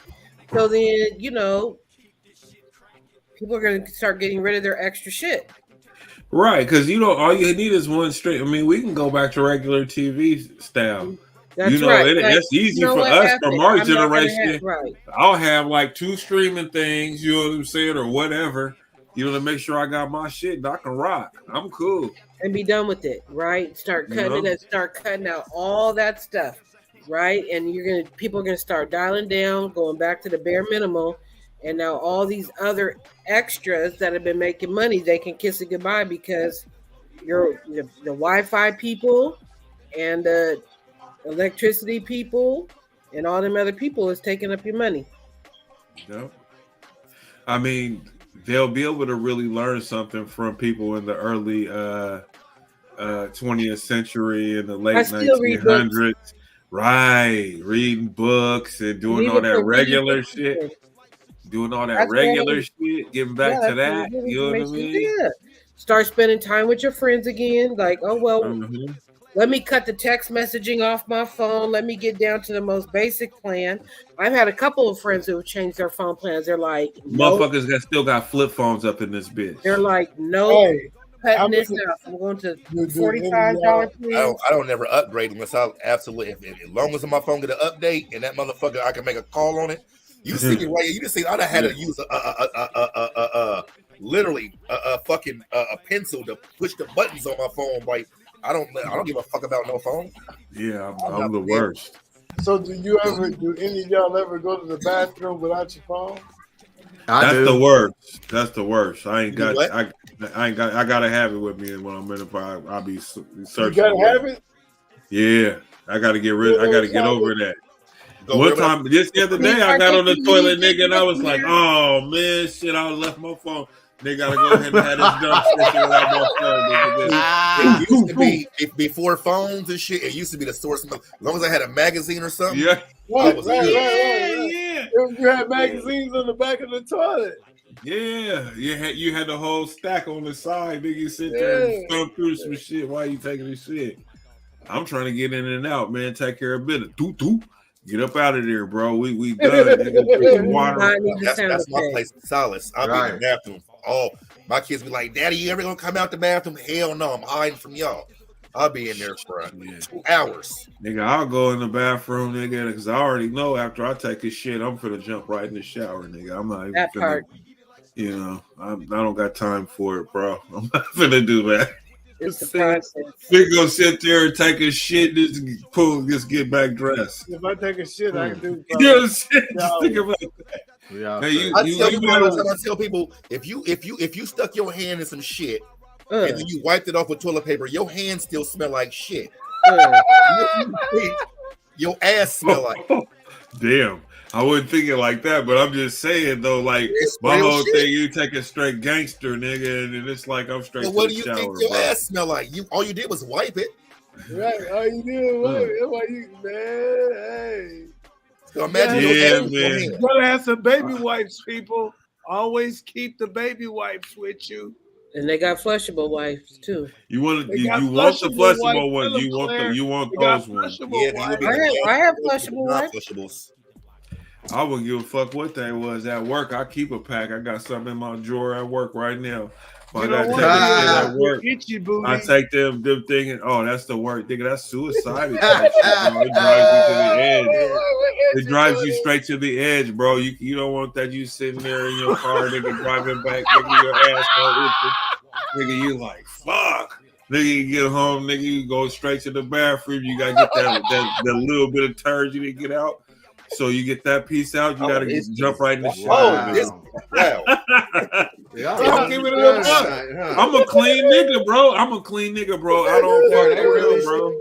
Now, what's wild is the niggas that only use wet wipes. I don't understand that. Like, now that's weird. You have to use both. You have to be able to dry. You want to nigga got juicy booty up in this motherfucker. That's weird. Yeah, that's all the way weird, bro. Nigga out here walking around here sloshing. I just want to make sure my ass is refreshing clean. You gotta use both, bro. You gotta use both, bro. You gotta dry it out with the paper, man. You know what I'm saying? The toilet paper and the wet wipes. Yeah. Wet wipes. Wet wipes for your ass wet. Yeah, man, you walk around here, nigga, sloshing around, bro. Your booty juicy, bro. Pause. Juicy and itchy. Oh, that's a horrible thought, bro. Ooh, See, you nigga, jump big straight in the facts. shower. Nigga. Big facts. You just straight in the shower on that one, bro. That's disgusting. For real. Anyway, so I sent you guys some stories, man. Do you what stories do we have on the list? 'Cause I don't have them. Get to him. Are you talking about the Where? ones on the list? Because I actually saw some of these. Yeah, so those ones. The Lake Oswego man accused of drugging the Yeah, victims at that the guy. Let's sleepover. talk about him. Let's talk about Like, that guy. you can't even go to your friend's house without your friend's daddy being a freak and trying to drug you to do some funny shit. That's horrific.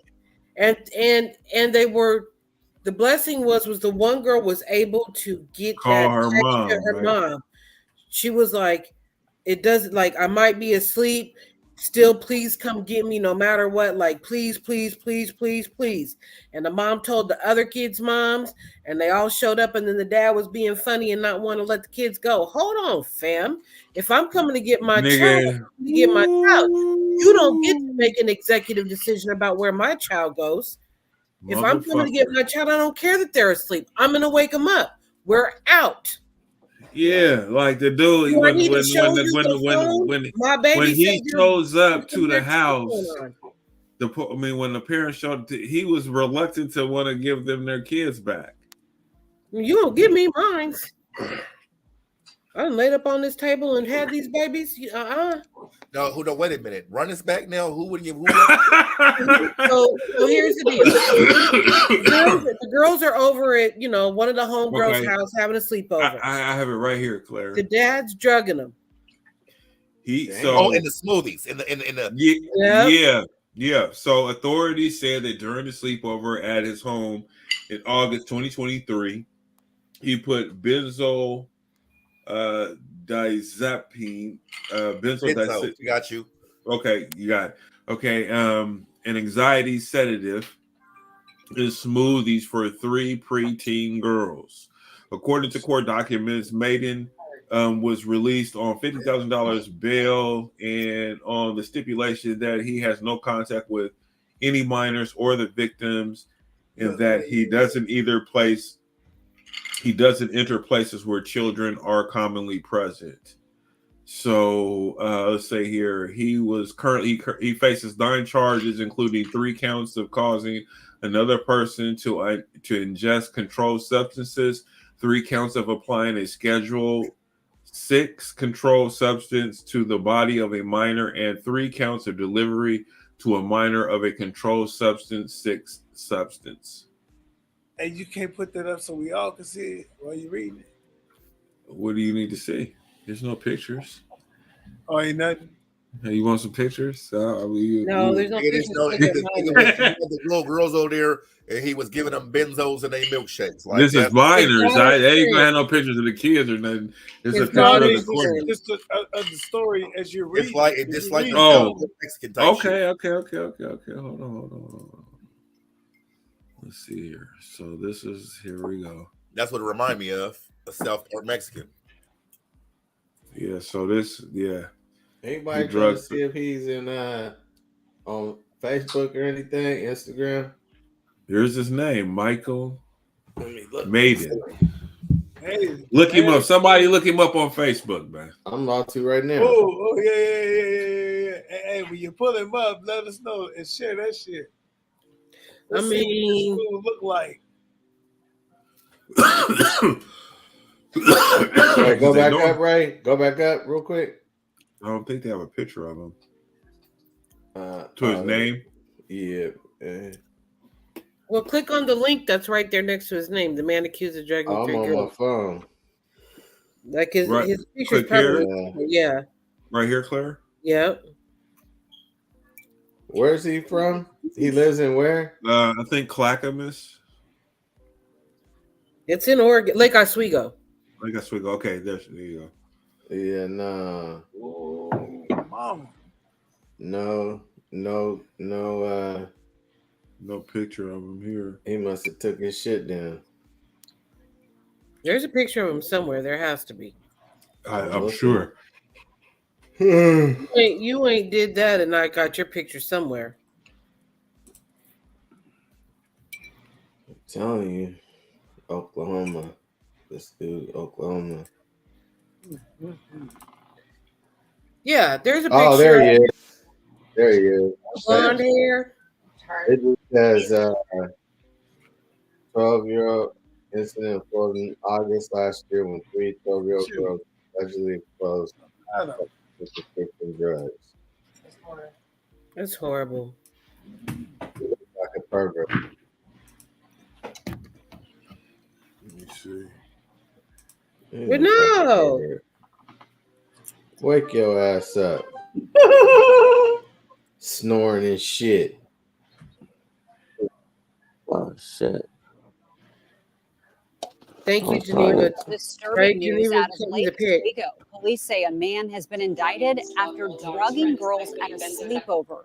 Authorities say last August, 3 12-year-old girls were taken to the hospital after being exposed to an unknown prescription drug while at the sleepover.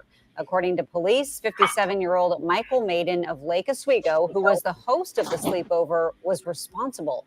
And Maiden turned himself in yesterday and is now facing multiple charges. Yeah, I'm gonna break his neck. Oh, Jesus. Yeah, I'm gonna break his neck. Yeah, if my daughter went over there, I'm gonna break his neck. We ain't gotta worry about no charges or nothing. Yeah, that ain't. Yeah, what he on? Yeah, he gonna get weird. Nah, yeah, I ain't with. Yeah. And the cold thing about it, man, how these laws are nowadays, he ain't gonna get next to no time either, and they gonna call it like he had him. You know, he's mentally ill or something like that, man. He ain't gonna get that much time. Watch. You don't think he'll get that much time? Nope. Our laws is fucked up, man. You can What do would you shit say? like 7 years or less, Jermaine? Oh hell yeah! He might get maybe like 2-3 years and some probation. Yeah, our laws is fucked up here. Exactly. Hey, you see Anthony Joshua beat up Francis Ngannou or whatever? Did it? Ass out. He knocked that motherfucker's dick in the dirt. No, I didn't see that. He knocked the soul out that nigga. That was tonight. They was in Saudi Arabia, so they fought this afternoon. He knocked the soul out that nigga, bro. No, I didn't see that. Hey man, listen, they thought because he knocked down Tyson Fury's ass, he knocked the soul out that nigga. All right. Straight up, bro. Oh, Geneva said she sent me the picture. Yeah. Oh, let me see. Danish charter. Like, All right. it's a Danish chart. Danish chart. Oh yeah, he looks like a fucking creep. Mm-hmm. What you think about that Mike Tyson? What do you think about that Mike Tyson and Jake Paul fight? Yeah, I don't know how I feel about that, man, because this is Tyson kinda, gonna whoop that nigga's ass in the first 40 seconds. No, he ain't. I think Tyson's gonna get knocked the fuck out by Jake Paul and bro, he's too old, man. Like he gonna fuck around, man, and he can have some permanent damage, bro. How old is Mike Tyson? Like damn near like 50 something. Oh, 55 maybe. He's older than us. He like 50, he like 58, 59. Yeah, Tyson like he damn up near there. 60. He's 57. There you go. He'll be 58 in June. And he fighting somebody that's like 25, 26. But Jake Paul ain't nobody to be, you know, come on. Listen, he ain't no pro boxer, bro. Listen, what I'm saying is that he trains with professional boxers. Listen, man, he gonna get hurt, bro. Tyson gonna Mike Tyson, wait a minute, whoa. You said He Mike fought Tyson Roy get Jones, hurt? bro. You see that Roy Jones? That was staged, bro. He made an agreement. That was a stage thing, bro. Yeah, that wasn't that the last deep, time bro. Mike Tyson These niggas was smoking weed before they smoking weed, bro. That shit was okay. So listen, this situation here is gonna be a little bit different, bro. Jake Paul gonna have to show me something. Let's just say that. I mean, he younger. He has everything. That fought Mayweather. No, That's Logan Paul Mayweather. Which one is the big? Which one is the one who the most important one, nigga, is who we talking about is Jake Paul. That's who's fighting Tyson. And when is it supposed to take place? His brother be fighting fucking KSI and fucking podcasters. He's not the one. The one is Jake. That's who he's fighting. Jake fought Silva. He fought fucking what's the little nigga from the couple MMA dude. He fought Nate. When that knocked him out and all that type of shit. Yeah, bro, he's gonna get knocked out, bro. He lost the fucking. He lost to Fury's little brother, bro. He's not, bro. He's gonna get beat up, bro. I just don't. I mean, because here's the one thing I do know: he has youth and all that type of shit, though. But I just don't. I just think that he's gonna get beat up by an old man, bro. I mean, all an old man needs is 3 minutes. All he needs is 3 minutes, bro.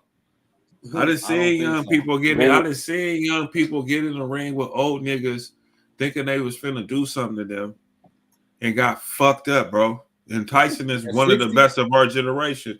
Yeah, whatever. I seen like a 70-year-old man beat up a motherfucker who was like 35. You think beat his motherfucking ass, bro? You a dude who was in the gym. I mean, you do. I do. What, Mike Tyson been fight. Mike Tyson is like a professional. Jake Paul is just some internet shit, dog. Listen, I mean, look at it this way. When's the last time Mike Tyson won a fight? Just tell me that. Look it up. Google it, because you're gonna have to. Okay, look, I'm gonna say it like this. No, Google it. When's the last time he won a fight? Nigga, Jake Paul ain't nobody. When's the last time Mike Tyson won a fight? Okay, shit, I don't know, but I don't know. I mean, we all got Google. Somebody. Listen. That don't even matter. What I'm gonna tell you. No, it matters, this, bro. I mean, I'm just telling you like this, bro. It matters, man. Those things matter. He's not. He's not that good. There's a good fight. I just don't. I don't feel he's not that good, bro. It would be one thing if he was a special talent. I would kind of hear you. But yeah, if he was some kind of like, I mean, he got some money. If I had nigga $50 million, nigga, and I can have nigga the best trainer training me at 52 today. Nigga, I mean, what does that even mean, bro? Jake Paul could have $1 billion trainer. He's not gonna whoop Mike Tyson. I just feel like, bro, he's not special, bro. If he was a special fighter of some sort, like, right. and I don't mean like extra special. I'm just saying, like, if he was just athletically sound, they're putting him in the fights with guys. I mean, he's okay. Don't get me wrong, but he ain't. Yeah, I mean, you know, there's plenty of other fighters they could have put him in the ring with. Man, they picking and choosing, and so they gonna pick a 60-year-old nigga to put him in there. That's an icon. And remember, he can still hit though. I know, but I'm saying, but he's not fighting me and you. He fighting a young dude, man, that's been training with professionals, man. Yeah, like, but ain't no how you train. But right, you don't think that it matters? You don't think that it matters the quality of fighters he's been fighting? I mean, you think Mike Tyson, right at 60 years old, is a quality fighter? What I'm saying is, I'm talking about what's remember, what's his name? The big guy at damn near 50-something. He won the championship and shit. You know what, George Foreman? Yeah, George Foreman. Yeah. He was like 40. He was like 49, 50. Yeah, like 48 or something like that. If Tyson that motherfucker had the championship belt in his 50s. Listen, Tyson catches Mike Tyson cannot with a motherfucking shot to the ribs, nigga. It's over. He gonna fold. Listen, he ain't won no fighting over 15, 20 years, bro. Listen, but Jake Paul, he beat Roy. That little Roy Jones fight that he fought. That was a stage fucking man. Come on, bro. That was a straight exhibition. That shit wasn't even real, bro.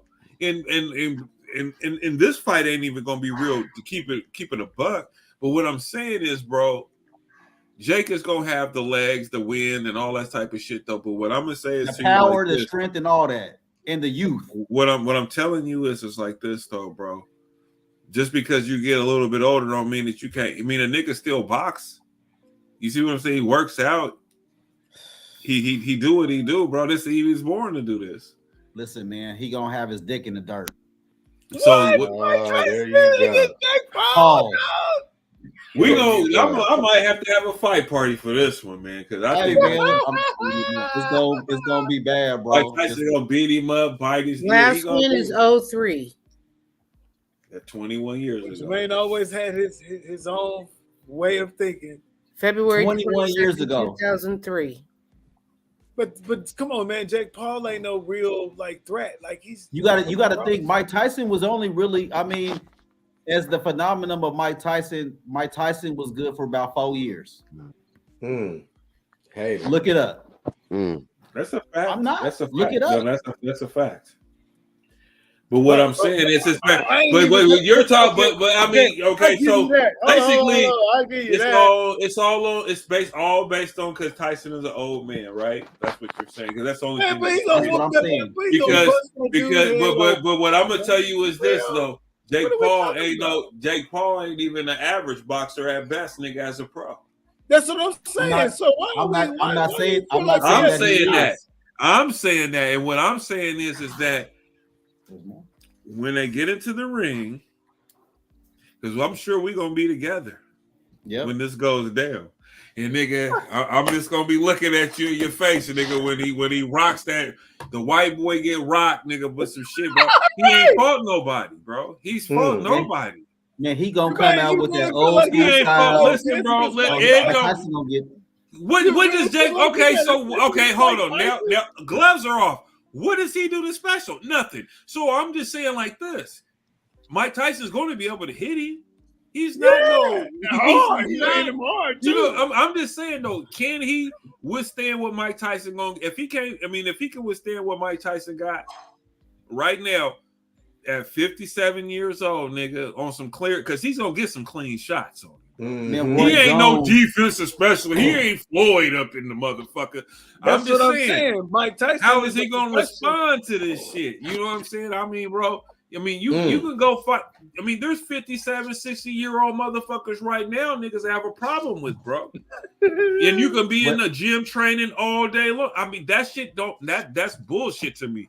Because there's men in that age bracket right now. Ain't even professional fucking fighters nigga to beat the shit out of niggas, bro. Well, whoop the skin off of a nigga. I got my money on Jake Paul, and anybody that wanna bet on Tyson. Hey, I bet 100. I'm covering all bets. I bet 100. What you talking about? This ain't no draft. I'm covering all bets. I got 100 on it. Man, on who? Tyson? Yeah, hell yeah. He ain't I got finna you. He not finna. Jermaine, you finna be paying them. I heard it too.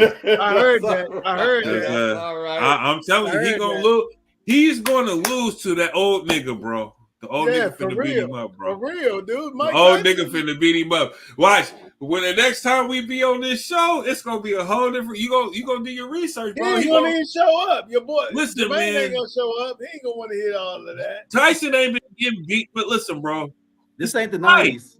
It ain't. This ain't the 90s. It's not. And he ain't even. Jake Paul is not as. I mean, listen, bro. I just like, bro. This is a money grab for us. This is why we talking about this shit. This is a money grab fight.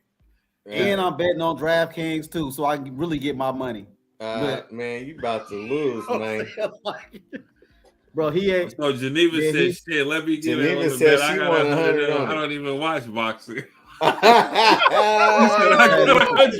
Hey, tell Geneva. Hey, listen, Geneva, go ahead, breathe. I'm covering all bets. Right. When is the fight? So I could tell you. Was it July? I'm gonna get all that money. When is it? It's July. If you think that old man gonna beat up a 25-year-old, come on, man. July 20th. Jermaine, thanks to you, we're gonna need the water running, man. Because I can pay that bill now a little extra. Hey, I'm with it. Ray gonna charge. There ain't no way that 60-year-old man is gonna get in there and be able to whoop a 25-year-old 200 pound strong man. It ain't happening. The devil is a lie, nigga. I'm telling you. Hey, how many nigga, rounds is it? Is it the full 10? See, I hope, man. It just need to be 10 rounds. Shit. That fool think Jake Paul can beat Mike Tyson. No, absolutely. No. Promotion. Just being honest, I don't need that. The biggest fight in the 21st century in the biggest NFL stadium in the U.S. broadcast live on the biggest streaming platform in the world. The MVP way, whether you're tuning in to Netflix or showing out in person. Also going to be on Netflix. Your team, Paul, team Tyson, huh? Is it on 420? It's on July 20th. July 20th. Okay. That's a Saturday. Yep. Yes, that's before my dad, my son, and nephew's birthday. Sports event. Really, Jermaine, look. Really, Jermaine? That's old Tyson. Mark, I'm gonna tell you this right now, right? I can go over Ray's house right now. I'm gonna look just as good as Tyson is right now. That shit ain't nothing, bro. Yeah, stop it, Ray. I'm not convinced. Ray, you need to stop that right now. I'm not convinced. Hey, I'm not convinced. Height advantage. There's no height advantage. I seen. Hey, it's 60 years old. Hold on. You should be He's 60 years old, man. Hold on. You're fighting someone who was born in 1966. Have some shame. Hold on, it says 50-year-old. No one wanted this.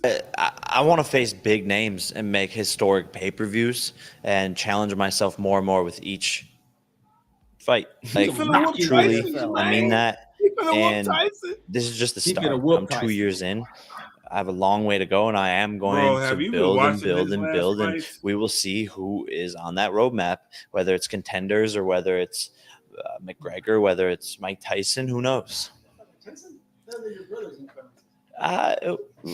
My last question, Jake, for you is: do you feel that you're still in a situation where, like, you got to prove that you're a real fighter? You got to prove to boxing fans that you're like a legit tough guy. Like, do you feel that sense, or is that all gone now? I don't feel that sense. I've earned the respect of so many sparring partners in the gym, and I feel like, the people I've sparred have echoed the message through the whole entire boxing world and to the fighters that this kid can actually fight. I'm sparring with world champions. My whole entire time I've been sparring with world champions and professional boxers and people who are better than me, and they don't take it easy on me. It's I've been in there with the toughest guys who are unleashed on me, and I handle my own. So I think people know I can fight, and I don't really have anything to prove. I'm just really proving myself right in this journey and with what I can accomplish. They don't take it easy on you, I would imagine. Just I feel like it's like a target, like regardless if it's sparring or. So this is one of the things that my coach and I talk about is when sparring partners come in, they're actually going harder than normal because I'm filming it. I film my sparring session to watch it back. So they don't want to be on camera getting embarrassed, getting worked.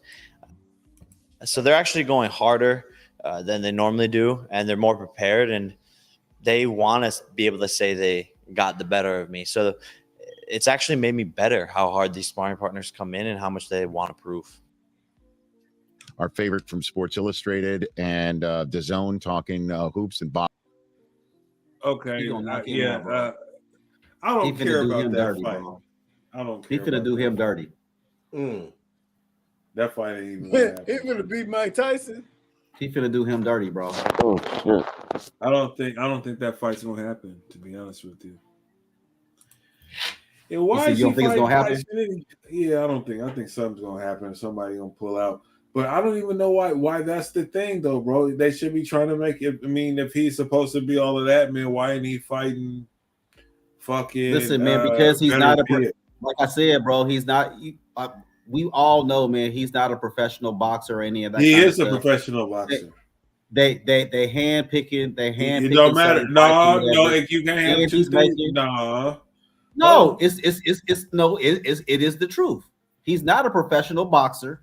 He is a professional, but he gets paid to fight. So he's a listen. I can get paid to fight. That don't mean I'm a professional. Hey, Jermaine. It does. That If you said get she got paid, 100 on Tyson. What's yeah, up? I know, Jermaine. You better put your bank listen, in it, nigga. what I Listen. just said it was Ivory. I'm covering all bets. Oh, okay. Well, shit, then, nigga. All Shit. of them. All right. It's going down. All bets.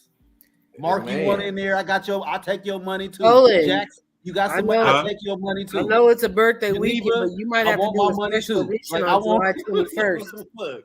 You Hold said on, what? I'll tell you right now. Hold on, let me Special look. Hold edition on. of PDX Dope Live podcast on July 21st. Just For to that fight, address do the a results of the fight. fight. Oh yeah, And the we have bet. a live fight show. I'll have to play it on here and then have people pay for the private watch the fight. We'll be on the panel. We can watch the fight live right here. DraftKings. Let me see. Hold on. Man, you lost your motherfucking mind. That white boy. Oh, I'm going on DraftKings too. Look, whatever it is. What Hopefully they- DraftKings talking about? hopefully they close. Jackson's the DraftKings king. Let me see. I'm looking right now. What we got going on for that fight? I need to know. Hold on. Let me see. Let me log in real quick. You guys This are nigga- caught up that in the nigga Jermaine 90s talking of that Mike shit. Tyson. Nigga, please, Bro, bro. listen, I'm a man, fight he's- fan bro, for he's real, old, nigga. bro. He's I know old bro. niggas that beat up young niggas too, nigga. But hey, listen, it's a difference. It's a difference, right? It's a difference, bro. It's a difference. What's the difference? You really think Jake Paul can whoop Mike Tyson? Listen, Mike Tyson. Okay, so listen, Jermaine. All I'm saying is this: he ain't no dance around the type nigga. You know what I'm saying? So, if old niggas' advantage is gonna be, nigga, meet me in the middle of the ring. Is Man, he listen, gonna man, mix he with? Is gonna- he gonna low? Is he gonna mix with him and be able? Listen. Because I don't give a fuck how old Tyson is if he's in some sort of shape, right? The guy, Man, the he guy, gonna make that the guy- old nigga the have guy- vertigo. The guy He got gonna, the guy. he gonna make that old nigga have vertigo. Getting that old nigga upside his head, bro. Listen, Come on, man. fam. You, Tyson can Ray, punch. Come Tyson on, bro. can You punch, know bro. better than that. You know better than I'm- that, Ray. Are you gonna get in? Are you at your age right now gonna get in the ring and be sparring somebody right now? No. Okay. So what I'm saying is this: the older But I'm you not get, Mike and Tyson. You get hit, Right, right. I'm not Tyson Mike is a Tyson. professional, dog. He's you a just think Mike professional Tyson fighter. is, bro? Listen, man. He knows some shit that we don't know, bro. All I'm telling you is like this, bro. He knows Man, some his shit head that white got boys robbed. don't know. Listen, right now, if Mike Tyson was talking shit, we in Vegas running to the nigga, all of us together, nigga. Ain't nobody running up on him, bro. What I'm telling you is this: we're just normal civilians. We don't. No. box So for a and living. so is Jake. This So is man Jake boxes Paul. for it. This man boxes and trains Jake every Paul. day. Okay, Jake And he's Paul works out 25 at the gym He's just like. 27 Hold years on. old, bro. Listen. So you think that 27-year-old white So boy for can whoop the Mike Tyson? odds, they haven't created them yet. They said that they may or may not because it's not a real fight. So It's the exhibition. Yeah, so only certain people are going to pick up the fight to do odds. So we have to wait to see. The odds are going to And be. he might just save on Tyson. Oh, he said he gonna save him, nigga. What? Bro, he gonna do him dirty, This bro. nigga's tripping, nigga. What does that Man, mean? What does listen, that man. mean? When the last time Mike Tyson won? He gonna play with Tyson. And he ain't even 2002? gonna knock him out, nigga. He gonna play with Three. Tyson. He gonna just 2003 was the last time he won a fight. And who did he fight then? Some firefighter or something like that he fought back then? Come on, fam. Like, really look at it. Look at it. Who did he fight in 2003? Who was that, Who Claire? has Jake Paul? Who has Hold Jake on. Paul ever I'm- fought? Who is did Jake he fight? Paul ever fought, dog? Who did he fight in 2003? Hold on. No. Well, Tyson, whoever he's fought in the last 30 years, don't matter. Who is Jake No, it Paul? matters. fought? Who It is Jake matters. Paul fought? No, Yeah, I'm but saying, Jake well, I'm Paul asking ain't is a on question. Mike Who has he Tyson fought? level, though, bro. Who has he fought? That was even remotely close to a semblance of a champion. Clifford Etienne. You don't even know his name. See, that's what I'm talking about. We don't know him. Do you know who he is? No, that's who Mike Tyson fought. Clifford Right. Etienne. Yeah, that's what I'm saying. He don't even matter. I mean, Who is that's that? fine. Who is that? Listen, that was at the That's end of who it. You're won. talking That's about the end who of Mike his Tyson career, beat. bro. That's the end of his career, bro. I mean, what are we talking about? And like I said before, who is Big Jake up Paul Clifford. fought? Hey, I'm Who is looking the- at him. I'm Who looking is at him Jake right Paul now. fault, man? Who is Jake Paul Bring Clifford up right now, man. Like, Bring up Jake Paul's last 3 fights. you remember that fight? I think it was a little bit before then, 2003, or it was a little bit before then. He was fighting some fat white dude or whatever, firefighter dude, and he had knocked Tyson out, and Tyson that quit on him. Remember that? You remember that? That was at the end, bro. Was that Butter? So where do you think he is right now? That wasn't no motherfucking Butterbean. Where do you think he is right now?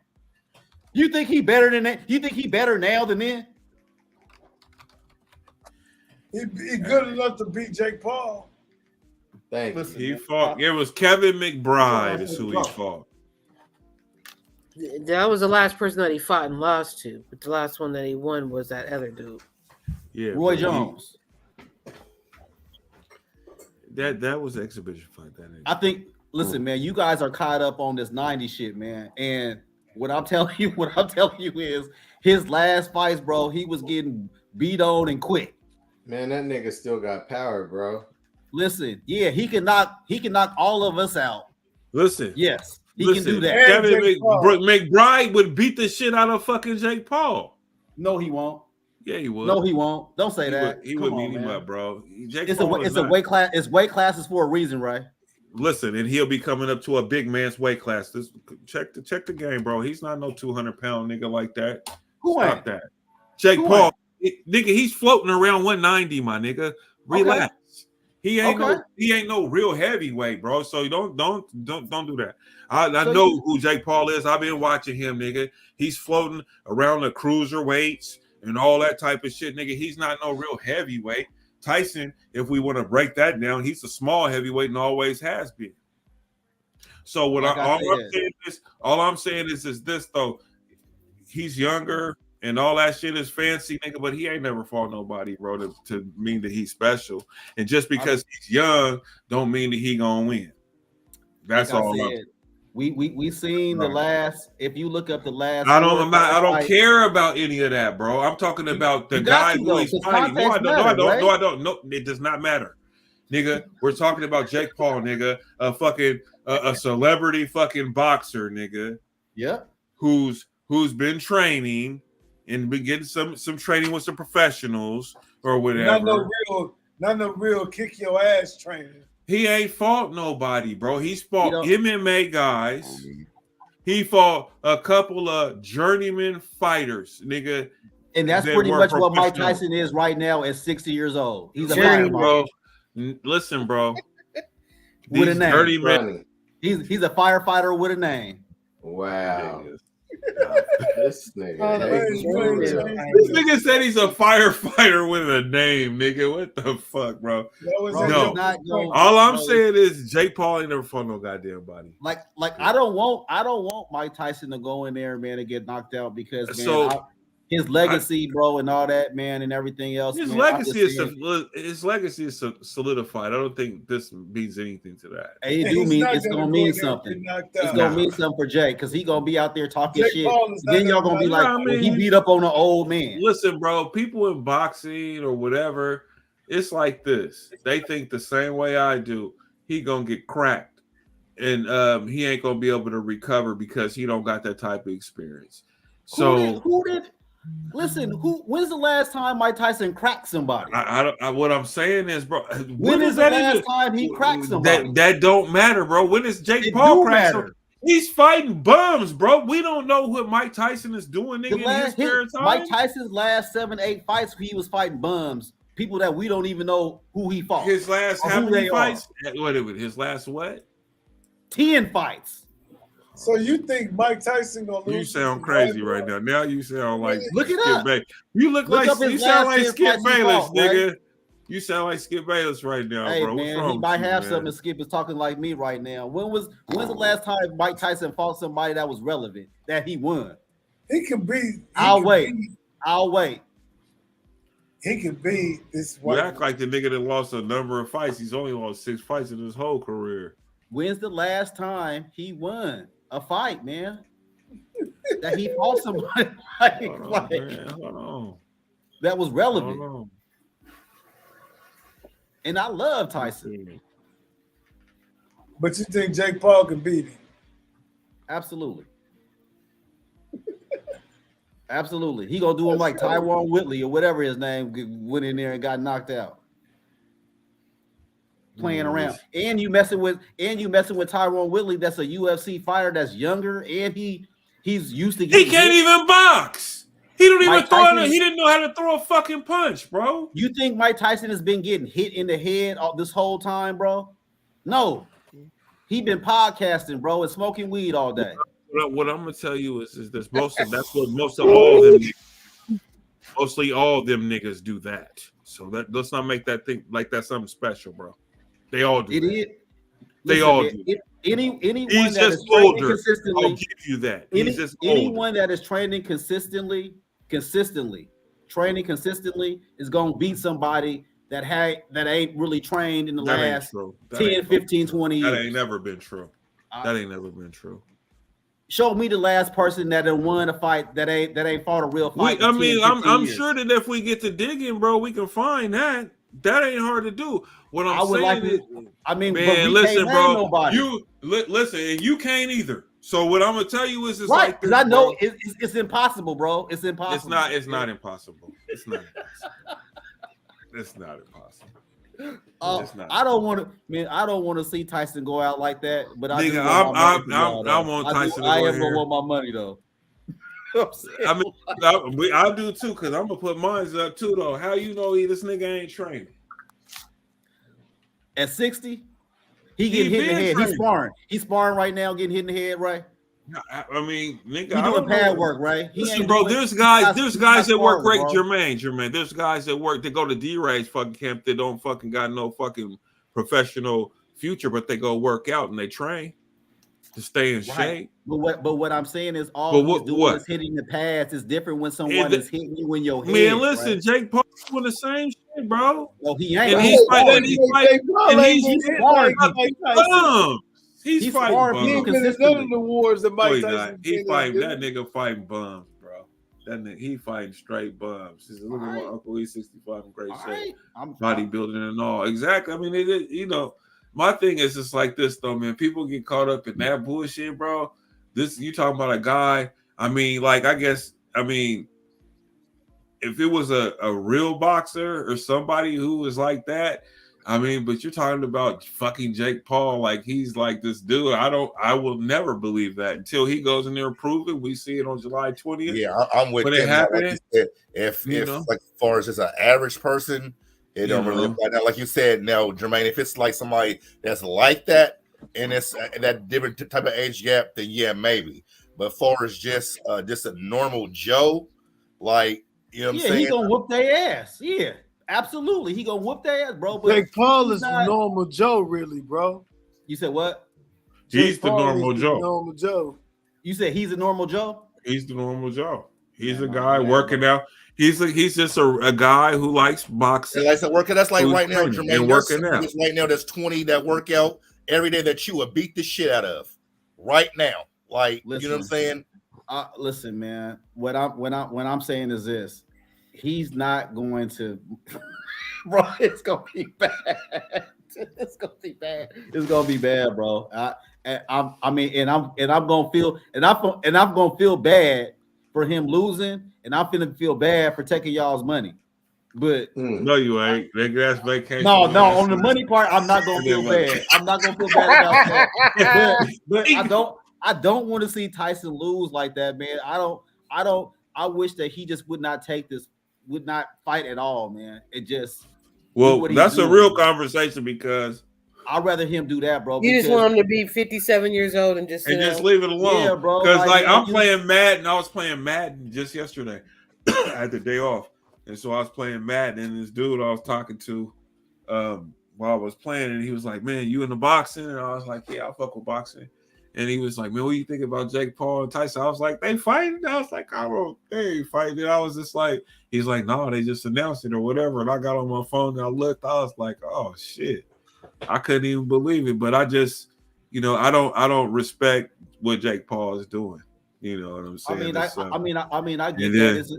It's like the same thing that like Mayweather is doing and stuff like that. But yeah, I mean, with Mayweather, at least he's a boxer.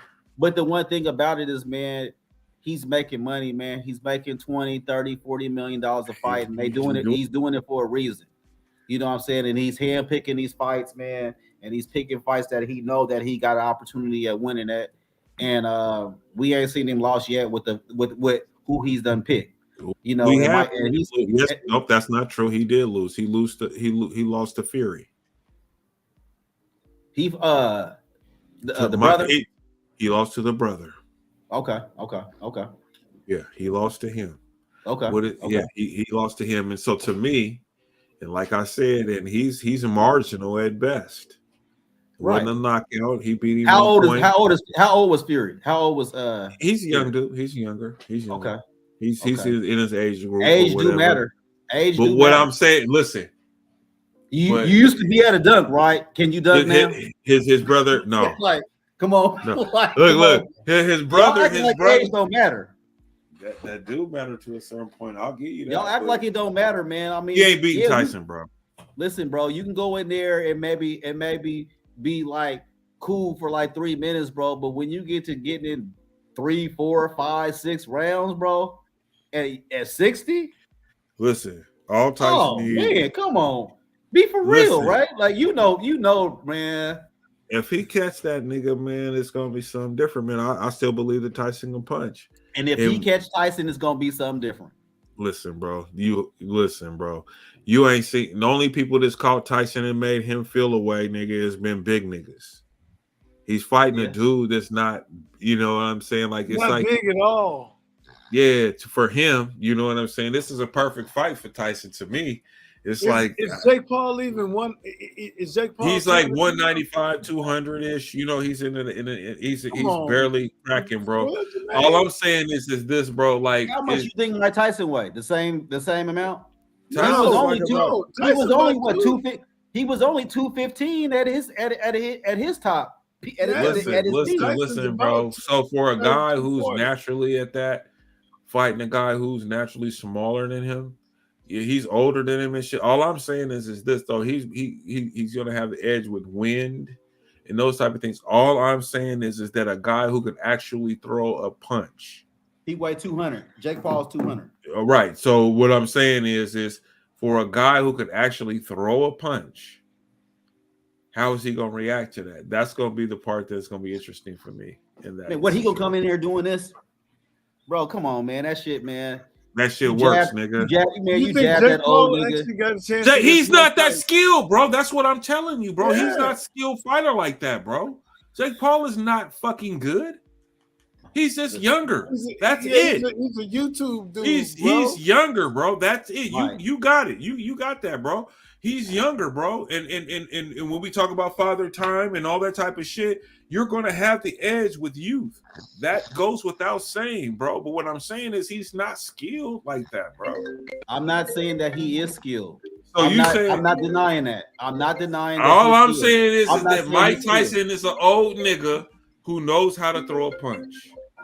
And Jake Paul, like you said, has been picking fighters. You know, they've been cautious and whatever. But they ain't never picked no fighter that's been able to throw a punch. Too much for him to choose. That's all I'm saying, bro. He's gonna get fucked up, dog. He gonna get beat up. Who do you got? So let me ask you this question: in the Ryan Garcia fighting Haney, who do I got? You asking me? Hold on. Who does anyone on here think that Ryan Garcia has a chance at beating Devin Haney? No. Mark? I don't.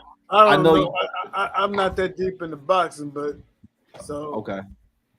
What about you, Ivory? I don't think so.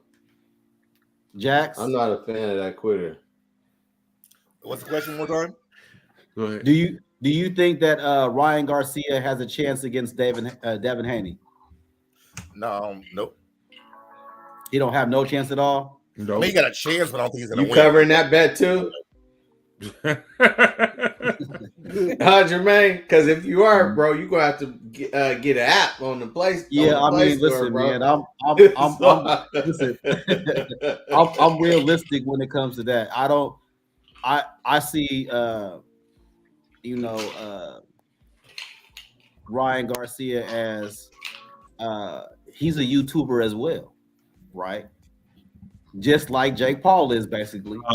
No. Yeah. Yeah. No. Yeah, No. I would say that. I mean, if you want to talk about the YouTube shit, are we talking about them as being fighters?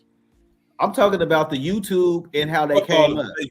No, that's not how he came up. Because is he Ryan Garcia was he's a real boxer. He's so a real boxer. fucking fighter, nigga. He fought as a kid and all that shit, nigga. He fought against Devin Haney when they were youth and amateurs like 6 times, and they split down the middle. He was always that, nigga. Then the internet thing started to happen, nigga, and he used that to his advantage. So now you said he has a chance then?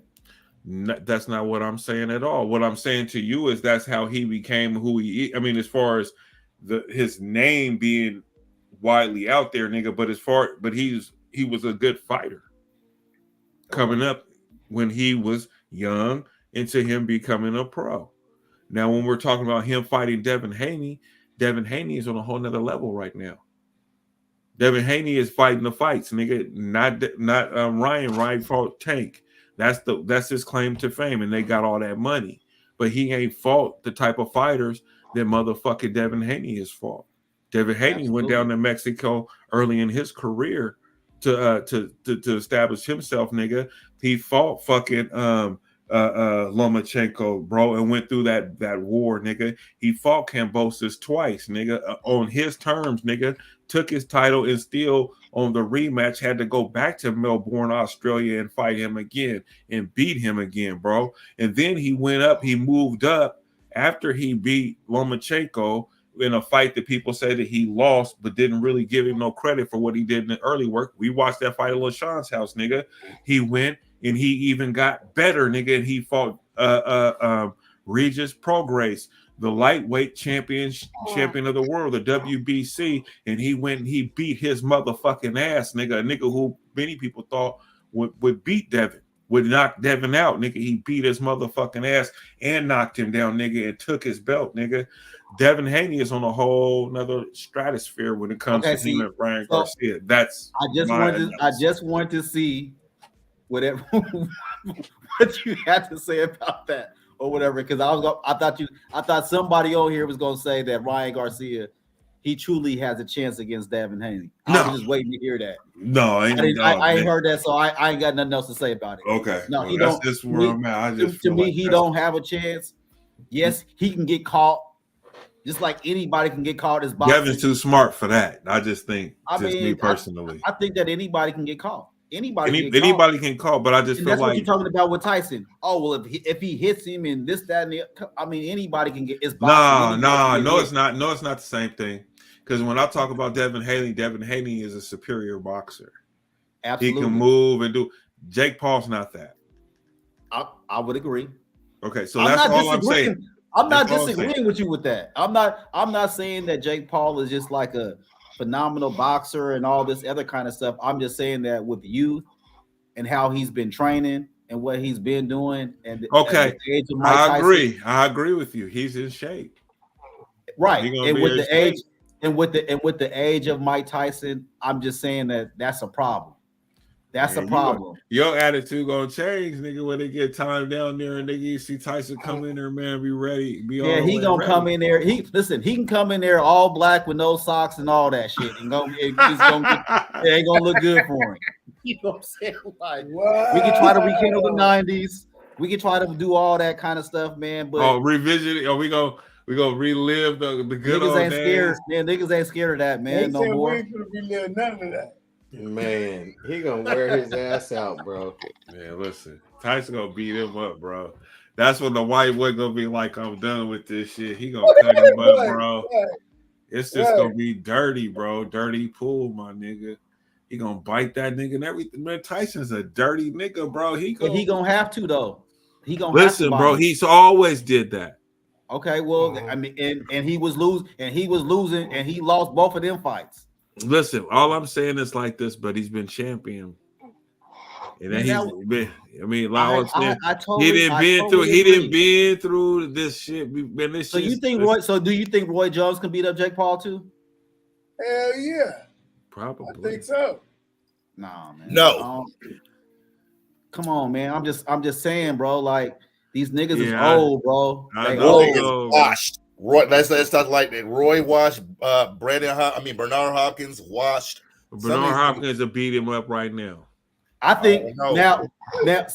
now with Beat him Bernard. up, nigga. Now with Bernard, Last time we see Bernard, he was getting knocked out the ring by the white He boy. got, but that was some. Yeah, you right. He got knocked out the Listen, ring. listen, bro. He said, "I ain't never get knocked out by a white boy." Got knocked out the ring, nigga. Listen, Shut bro. up, nigga. Age be mattering, man, and people be thinking about their glory days and all that other kind of stuff. And you know how boxers are, man. This is a money grab, bro. Come on. Exactly. It's always a money grab. But what I'm I saying still is that think Mike Tyson's gonna crush that white boy. Jake Paul know what he doing, man. He know what he doing. He finna grab that. He finna grab that money, and he finna. He know that he gonna lose and he gonna get nigga 50 million. And he don't care because I forgot to fight Mike Tyson, nigga. They got pictures of Jake Paul when he was a baby, nigga, in Tyson's locker rooms. He's been around this shit since he was a baby, nigga. So it's like, you know, he don't care, nigga. He's getting this is doing Mike Tyson a favor. Absolutely. That's what I'm saying, Mike. That's the only reason why Mike Tyson is doing it. But what I'm saying is just that, man. It's not even gonna be that deep, Jermaine. It's not probably. Don't bet no money on this shit. It's not even gonna be that type of fight. Yeah, this is gonna be a fucking entertainment thing. They gonna go in there and they gonna do the dance, nigga. They gonna make it interesting, nigga, or whatever it is, nigga. And it's gonna be like a draw or something. Yeah, I can what's see gonna that. happen, nigga. That's what I mean by like saving on him. That's what I mean by saving on him. Listen, he's saving on his own career too. You dig what I'm saying? We don't need to go in here. We need to go in here and just look like we fought against one of the baddest men in history, nigga. That's the narrative that they're trying to build off of this. And if he like knock him down or anything like that, bro, it's just gonna boost everything up, man. They want Tyson to hit they want him to hit the motherfucking blunts and shit before he come in the ring. And Mike, here go all. And he's gonna be doing that. Yeah, I don't think so. Listen, man, he damn near smoke a pound every 2-3 days. He was talking about. Yeah, that ain't. I mean, you can listen, Ray. Come on, Ray. No. So you mean to tell me a nigga that's smoking a pound every 3 days is gonna whoop a young? Listen, bro. Hey, man. He's not slowing. It's not like he gonna stop smoking weed for 3-4 months either. This nigga he's asleep. He's snoring. Yes, he's been asleep for a minute. Okay. For quite a while. No, they ain't got no shame. Look. No, he don't care. When we take him off, we're gonna protect him. We're gonna protect him over here. Well, you wasn't protecting him. He's been unprotected for a minute. I can't do everything. But I mean, shit. I just take him. I mean, Geneva. I mean, I'm in pretty good shape too at my age too. But I don't want to be tussling with no 20-some-year-old dude. I'm not gonna be doing that. How old is Jake Paul? And I don't want to do that. How old is Jake Paul? He probably like 25, 26. No, how old is he? Hold on, we're gonna see how old this white boy is. 27. Okay, somebody said 27. Birthday is January 17th, so he's going to be a solid 27, and Mike will just be turning 58. 31 years older than this. Y'all crazy. Hey, man, Tyson finna give that white boy a whooping. Man, I done seen some young niggas get maxed out, man. Listen, bro, this nigga Jermaine, you better. I hope you win, my nigga, because it's gonna be real funny, man. When this listen, man. And if it gets serious, Tyson gonna scare him, nigga. He gonna have white guilt, nigga. It's gonna be all over. Ain't nobody scared of Tyson. No, ain't nobody scared of Tyson. Listen, Butterbean was scared. Butterbean was scared of Tyson. Butterbean ain't never fought Tyson, bro. That's an urban myth, bro. That has never happened, my nigga. I thought it was Butterbean. Nah, I know you made He an looked error. like him. Look, he looked No, like him. it wasn't that. That was Tyson was getting a check, nigga. He was filling out a contract, fulfilling the contract, nigga. He fought the fight, nigga. It was like, you know what? Quit on the stool, nigga. Fuck this. They cashed him out his money and he was done with boxing. That's what happened, nigga. The nigga was snorting Man, he coke fucking quit, hoes, man. nigga. Snorting coke fucking hoes, man. What you talking about, bro? Like, nigga, I'm done with this, nigga. And Like you my think he nigga, done? like He my do, nigga he be doing said, mushrooms we and done doing with all the this shit, bro. 80s, nigga. We done with the 80s, nigga. Dude. Big trash. Like, nigga. Hey, look, bro. That fight is stupid. And I don't even like that, really, to be honest with you. But I don't like it either. I know Anthony Joshua, it's though, bad.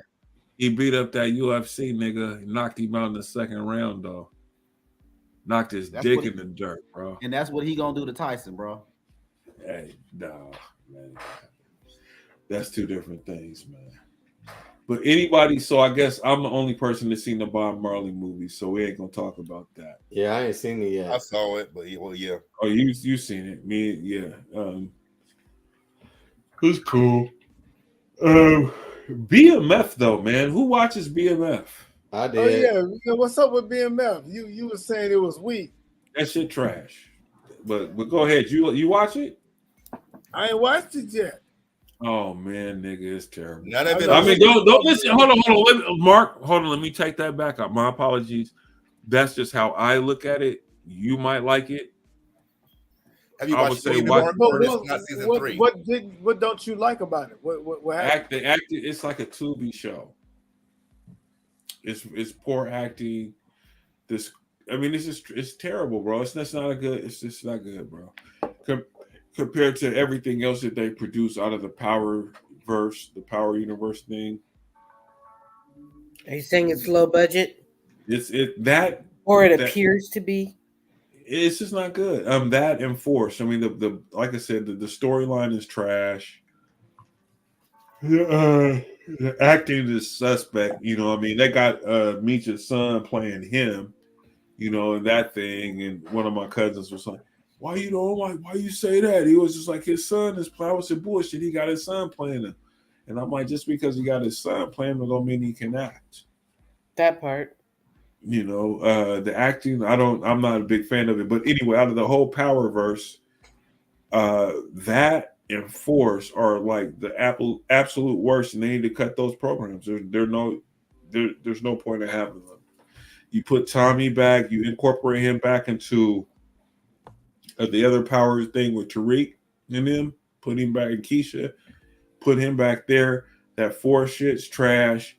BMF, ultimate big trash, bro. It's terrible, bro.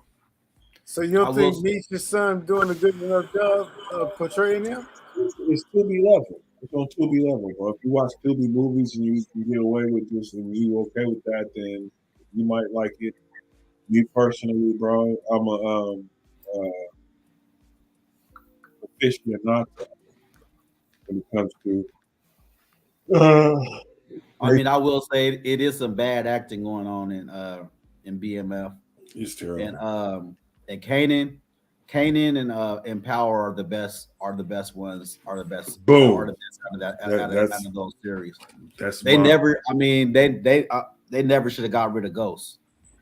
No, they shouldn't. They went young with that. I think they could have. I mean, they just had something special going on with that, man. But I will say that BMF is. I mean, it is what it is. But there ain't no phenomenal acting going on in BMF at all. It don't really even follow the storyline of Big Meech or anything. You know what I mean? Right. I mean, they got to make it entertaining and stuff like that. I just think like Kanan, when it comes to I don't know the actress name, but Kanan's mom, she's phenomenal. Like Keisha. They call her. Yeah. Well, she's Keisha in the show, but I don't know her real name. Kanan's mom in that, man. Kanan's mom. Oh yeah, her. I love her. Yeah, she's phenomenal. I mean, they got some. She's a real actress that just came out of nowhere. But and she's a musician. She sings. Oh, okay. Yeah, she dope, man. So Kaden is cool, man, and Power, man, is cool, but the other one, Tommy, I didn't really care for Tommy either. The Tommy series and Force, yeah. I like the intro song though. 50 got the best intro songs ever. Yeah, he dope with that. Yeah, he got a whole ass EP nigga with all his intro songs for his shows. But yeah, man, I he do. Yeah, like you can bump those joints though, but as far as the show, the BMF is trash, bro. I just watched some of it. I didn't finish it. I was at work in my office and I had it playing, and I was just like, it just does not move me. And when it came to Raising Canaan, I was excited about watching the next episode, right? Mm-hmm. Like I was like looking forward to the next episode. When it comes to the BMF, it's just like, man. And they got Terry as a sucker, bro. They got him he's such a bitch ass nigga, man. And then they got fucking Lala. She's in every fucking Power universe. She was Tommy's girlfriend and he killed the bitch. And then Tasha killed her. And then now she's the girlfriend for Terry and this new shit. And it's just like, man, it's so weak, man. Lala Anthony she gotta go somewhere, bro. We're done with her. Trash. Anyway. Tell us how you really feel. Right. You talking about Lala? Yeah, she's in all the Power shows, bro. Like, she cute, whatever, man. I mean, if niggas like, whatever, bro. Like, but why is she in every show though? Cause she the homie. She look good, boy. She the homie. She That's look why. good. She can't act either. She just the homie. You know what I mean? She look good. She look good. I mean, she don't look that good, my nigga. She's look okay, good, brother. So that acting is horrible, though. That acting is woo, man. Mm-mm. So listen, la. She gotta go, bro. She's gotta go. I mean, she was cool in the first Power. Bringing her back was ridiculous. I was like into another show. Like, what 50? She got pictures of you, nigga. She got pictures of you. Oh, so did you guys see Corey Holcomb? Do any of you guys watch the 5150 show? I do. Yep. You guys should need to check it out. It's a pretty good show, though. So, if you watch the show, Jax, you watch it, right? Yes. So, do you think Corey Holcomb is a hater? Yeah, I mean, he just wants. I mean, I think he tries to keep himself relevant any way he can. So I say he's like a shot guy. I agree with that to a certain degree, because he says that if you've been in 3 or more movies in Hollywood, then you probably are a fruit booty bandit or gay or whatever. He said that. I don't agree with that either, because he's been in 4 movies. So with that said, he's telling on himself. Yeah, no, but he says this though, but it all came out when he was performing downtown or he was in Hollywood, or was it Beverly Hills at the Comedy Factory? And actually, Andre took me down here when I was years ago. But they have like a chocolate sundae, I think it is. And so anyway, he was performing. He showed up, and then they asked him to come up, and he performed. And so he did his set, and then he had made a comment about that movie thing. And so Donnell, you know who Donnell Rollins is? Mm-hmm. He got offended by the comment that he made, or that Corey said during his set when he was doing his shit. And the nigga got triggered, and so he flipped out on Corey. And then the shit went left, and Corey was like, nigga, man, like, you're a mild comic. He was like, you're not even a beast, bro. You're like a mild comic. And Rollins was like, I'm a beast. I've been whoop. He interrupted his whole set, nigga, talking about this shit though. But Corey has been he's been outspoken about a lot of things. And then he said that Godfrey, do you guys watch Godfrey's podcast? Yeah. I know I don't watch. I've seen little bits and pieces of it. Yeah, so Godfrey has a podcast, and he was kind of like saying that the way they had put out that original story when him and Corey got into it about Donnell, he was like, oh, he was really siding with Corey a little bit, but they didn't agree with the whole movie thing or whatever. And so Corey came on his show and was talking about, Godfrey, you live with a gay dude, was your roommate or whatever. And so like they got into it, and Godfrey was like, bitch ass nigga, hold up, nigga. He calls him on the phone like, nigga. He calls Corey Holcomb live while Corey Holcomb is live on his show. He was talking about the shit, and so they on the thing, and so they kind of caught Corey, and Corey was kind of wrong with some of his information or whatever. But it's a lot of beef in the comic streets.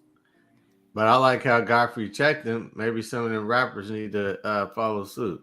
Yeah, but, no, Godfrey checked him for real though. He was like, nah, man, whoop. They was talking about some shit. Well, they was getting bitches, and then he said I should have stayed doing something. I ain't gonna say what he said, but whatever. It was just some weird shit, bro. I think that I like Corey. I think sometimes, man, like Jack said, Corey be trolling a little bit. But also, you know, he gonna say what he gonna say what's on his mind, regardless of whether or not it's right or wrong or whatever. He gonna say shit. He gonna give his honest opinion on what he feel, and I respect that from anybody that's just gonna give their honest opinion. And you know, he don't care about what somebody else think or your stature or any of that kind of shit or whatever. If he feels some kind of way about you, he gonna say it. So why is it always the thing with Corey when it comes to, it's always it's the fruit booty, the Hollywood, the boss, you know, all that type of shit, you know, the thing. Well, when you live in Hollywood, in entertainment in general, you understand that there's power dynamics, and in most cases, you know, that's what's going on. No. I don't have an argument with any of that. But what I said is, like, he said anyone who has 3 movies, they probably had their booty hole played with. So then it's like, well, nigga, you've had 4 movies. So what's your excuse? I would say maybe he's saying 3 successful movies. Because you can play in 3 hood movies. 3 hood black movies, and they don't mean nothing. But when you get to with Universal and Sony and he didn't specify that, but I hear where you're going with that. But I'm thinking he's more or less probably pertaining to that. Like, you know, when you get to messing with the elites and the elite studios and things of that nature, you know, how are you getting these roles? You know, and some people rise up really quick, and it's like, okay, well, how are you rising up really quick? And you know that, you know, man, it's do you think Kevin do you think Kevin Hart is a plant, like Cat Williams was saying? I don't know. I don't know about the plant part of it, but I do know that Kevin Hart is likable, and he's agreeable. You know what I mean? So a person that is agreeable will tend to do some things that other people won't do, because he's trying to get on. You know what I mean? So I think that that there's some truth in that, but I don't know as far as about the plant part. You know, that's interesting to me, because it's funny, because Corey Holcomb has a lot of love for Kevin Hart. And he doesn't agree with that whole concept of what Cat Williams was saying when he was an industry plant or whatever. And so I just was curious to what your thoughts was on that. Yeah, I feel like Kevin Hart, you know, he works his ass off. I don't have no problem with I don't have no problem. I don't get caught up in that bullshit though myself, honestly. I like Kevin Hart. I like some of the shit that he does. Some shit I find might be corny or whatever, but it's never personal. You know, it's Right. just that I don't like whatever it was, that particular thing. But for the most part, I'm a fan of his. Yeah, but I mean, Corey Holcomb, he's been coming off kind of weird though. I don't know. He seems somewhat like a hater, but I'm gonna let him rock though. You know, sometimes it can always look that way when you talking about somebody else and their career, and then you look at your career, and you know, and Corey Holcomb, he's a beast. You know what I'm saying? When it comes to the comedian, like he's a real deal dog. You know what I mean? But you know, he's one of those people that he's not likable and he's not agreeable. You know what I mean? So I think that, you know, when you have people that aren't agreeable, that are willing to be like, nah, fuck that, I ain't doing that. Or not, you know what I mean? Like when you have people like that, it hurts relationships. It's almost the same thing as what Steve Style was like talking about Dame Dash. You know, God, we'll talk about him in a minute. But I got a special performance here from the man himself, Mr. Corey Holcomb. Thank you for joining the show, Mr. Corey Holcomb. And this is a song he has for us tonight, though. So thank you. My bitch runs the street at night, and I can't sleep. I can't sleep. I'm saying my bitch runs the street at night, and I can't sleep. I can't sleep. I'm saying, y'all, always knew she was a freak, but now it's coming back on me. But I like the way that pussy ski. This bitch never stays at home, always leave me home alone. Whispers on the telephone. I'm saying my bitch runs the streets at night, and I can't sleep. Oh, he's that move. You see it? I can't sleep. I'm saying my bitch runs the streets at night. What he got on his head? That looks kind of fruity. I can't sleep. Hey, verse 2. Coming in all drunk as hell. Cheap cologne on her clothes smell. She's doing wrong, my instincts tell. This is foul, I'm about to snap. At 5 a.m. my front door cracks. This fake bitch talking about I'm bad. I'll fuck my bitch runs the streets at night, and I can't sleep. I can't sleep. I'm saying my bitch runs the streets at night, and I can't sleep. I can't sleep. Yeah, that nigga Corey Cole, nigga. Oh, he's a fool. Corey's a fool. Corey's a certified nut, and he one of them people where you don't really want to talk shit about him either, because he gonna go in on you. Oh, I went to see him, bro. I got pictures and everything with the nigga. Hey, bro, he's a monster, bro. He's a monster, bro. You don't want no smoke with him. I mean, when he in his element, bro. Yeah, you better have your game tightened up, bro. Yeah, he one of the people that he be stinging you up, have you crying. Nah, or one to kill him, or one to kill him one. That part, that right there.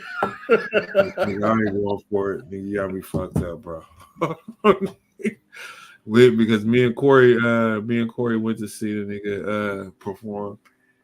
Was that when Corey was messing with him? Was heckling him or something? No. So me and Corey, we went to both of their shows because Aries got to a fight with Zoe on the 5150 show on Corey's podcast. He didn't get a fight, he got beat up. Or whatever you want to call it. That's what happened. Look at it. Yeah, man. Yeah, Corey's cold, man. He's cold. But yeah, he Aries Spears came on, and because we went to see both those shows. It was right about the same time when that shit popped off. So Aries came before he went on the show, and then he ended up getting beat up. Because we kind of linked up with Aries and we was kind of cool with Aries. So Aries even bit Corey's style. He was stinging on Corey's jean jacket. Corey had a jean jacket at the show we went, and he was just ripping him in the whole show, nigga, about him having a jean jacket, right? And so then when we went on YouTube and we watched the show he had after the show he had in Portland, and he had on the fucking jean jacket. But we had chopped it up with him after the show though, you know what I'm saying? Because like when we came up to the nigga, he was kind of like looking at us like he was like, man, he's like, I didn't know what y'all was on, man. He said, I thought y'all was gonna try to jump me or something when y'all came up on me, because it was me, you know, with our dates for the night or whatever. But we seen Corey though, Holcomb. Yeah, he did. He was a monster, bro. Nah, Aries don't want no parts of him, man. Like they both funny, bro. But he they ain't are, fucking but with Aries, Corey. but Corey's a different. He different, bro. I would say Aries is more of a, you know, he has you know, what do they call it? He be doing the voiceovers and shit like that. Oh, so he does imitations and stuff. Yeah, he's a different kind of like Corey is a different kind of comedian. Like he will dig Mark into you. So Mark, you're a comedian. You do this shit. Who do you like better, Aries Spears or Corey Holcomb, as far as their stand up? That's a good question. Because both of them are actually very funny. Yeah, they are. Both are funny. I fuck with Both both. very, very funny. But like, so I've seen Rollins live, and I saw that whole little thing on TMZ between Rollins and Holcomb. And I just think, you know, we got to show a little bit more respect. That's my thing. It's like when you play football, you wasn't gonna go in as a rookie talking shit to Tony Dorsett. The fuck? You know, we gotta start having some kind of like code of values amongst us. And with that said, I didn't like Holcomb trying to, you know, pull Rollins' card like that. To me, that was disrespectful. Hold on. I think how it started was with Rollins started that. But I think it started because Corey was talking about Dave Chappelle. And that was the excuse. That was the excuse, bro. After the fact, that was the excuse that's what they pulled out they ass after the fact. What happened was Corey was performing, and when he made the joke about the actors in Hollywood that did 3 or more movies probably had their booty holes played with, that's when Rollins got offended and made a comment and interrupted his show. That's what happened. And so when TMZ played this shit, when TMZ played the shit, then they played when they were having their back and forth. And so then when they were talking, that's when Corey was like, "Oh, your comedy is mild, my nigga. You're not even." Yeah, I saw it. What I'm just basically getting at is like, why do we gotta fight all the time? Why do we gotta be beefing? Right. You know. But he wasn't beefing. He was doing his thing. Just a quick improv. Is anybody going to the state championship game tomorrow for Roosevelt? I'm not. Oh, they made it, huh? So did the Benson Tech ladies. I think it's a hard pill to swallow because my Jefferson girls, they lost. It's all my cousins on the court. Nigga, I got 4 of them to play for them. With it, man. They got 4 cousins that play for Jeff, man. I thought they was close, man, but they came up short. And my little twins, they did their shit though, but Roosevelt versus Central Catholic. Man. Yeah, no, that was I'm gonna watch it on TV. But Roosevelt though, right on for them though. Man, they blew their socks off today. It's a big deal, man. It's a big deal for them to be there, man. So I'm proud of them. Yeah, they made it. But Rollins, I mean, I've seen Rollins a few times. He's a beast. I Listen. think that he's solid, bro. I like his I shit. seen him in New York with Dave Chappelle at the what is that big music hall they got in New York? Radio City Music Hall. Yeah, I seen Dave Chappelle there. And then I seen him and he opened up for Dave Chappelle then. Yeah. Then I also seen Dave when he came here, and he opened up for Dave here too. And both times that I seen him, his stand up was damn near just as good as Dave's was on those particular nights. Like, right. He really showed. I agree with Corey Holcomb that Dave Chappelle bombs a lot. Dave Chappelle, I'm not really a fan of Dave stand-up like that. Me personally, I'm not. He got a different type of comedy. He got that comedy that make you think, though. You got that Seinfeld comedy, right? So I mean the two times that I seen Dave, he was on. You know, I've never seen him bomb on something that I was just like, you know, I mean. And if we look at most people's specials or something like that, like, I mean, Cat Williams, if it came out with some special that's been mid, or Corey Hogan did some stuff that's been mid. Mike Epson did some stuff that's been mid. Like, his shit is trash. Corey is usually on fire, bro. I don't know about him, bro. I mean, but I hear you. For a whole special, man, that's really difficult to really come up with a whole special full of material that you can keep, you know, I'm just saying that Corey is usually solid. There's not many comics that are just straight through solid when they do their material, bro. When's the last special Corey had? The one that he had, they got kind of undermined it, but it was the Church of Corinthians, and he did the special. But somebody leaked the footage of the show. Oh, Ray, I think you was talking about that. I was. Yeah. It was a Church of Corinthians, nigga. And they had leaked it, bro. But if you go and watch it, it's on YouTube now. I caught it and then they took it down. Anyway, I got a chance to watch it, bro. But if you go and watch the Church of Corinthians, nigga, that I think it's hilarious, bro.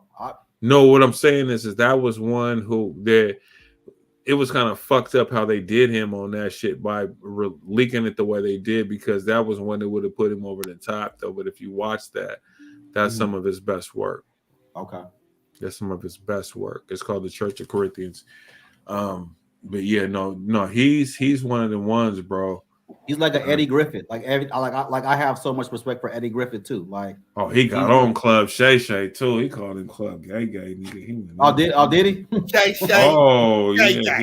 He's like, man, bro. He said, I don't give a fuck what y'all niggas say. That nigga gay, nigga. He was in, bro. I was like, but see, I like Eddie Griffith's stand up too. He's one of them raw, real. Him and Cat are in the same category, kind of like. I think. They're real intelligent. You know, they can talk about politics. They can talk. They got a variety of things they can talk about. You know who I'm mad, who I miss is Bill Burr. He was just here. When? Last week on the 22nd. I didn't even know that, bro. Last Thursday. He was here last Thursday, man. I was so where at? I think at the Roseland. I mean, no, excuse me, the Rose Garden, or whatever, Moda, whatever that is. Yeah, I would like to see him, bro. Yeah, that white boy, he raw. He's raw, bro. Scam artist on here trying to get over. Yeah, Bill Burr he's a national treasure, bro. You call him a national treasure? He is, bro. Like, I mean, I could sit down and watch his comedy, bro. Like, I can dial it all down, bro. Boom, boom, boom. I like Bill Burr too. And fuck with his shit, bro. Him. I mean, there's very few comics that I know that I can sit down and I know that I'm gonna have a good time when I watch him for an hour, 45 minutes or whatever. But he's one of those guys. He's on that list for me. Who else do I have that I know that's funny like that? Dave Chappelle is funny. I like old Dave Chappelle.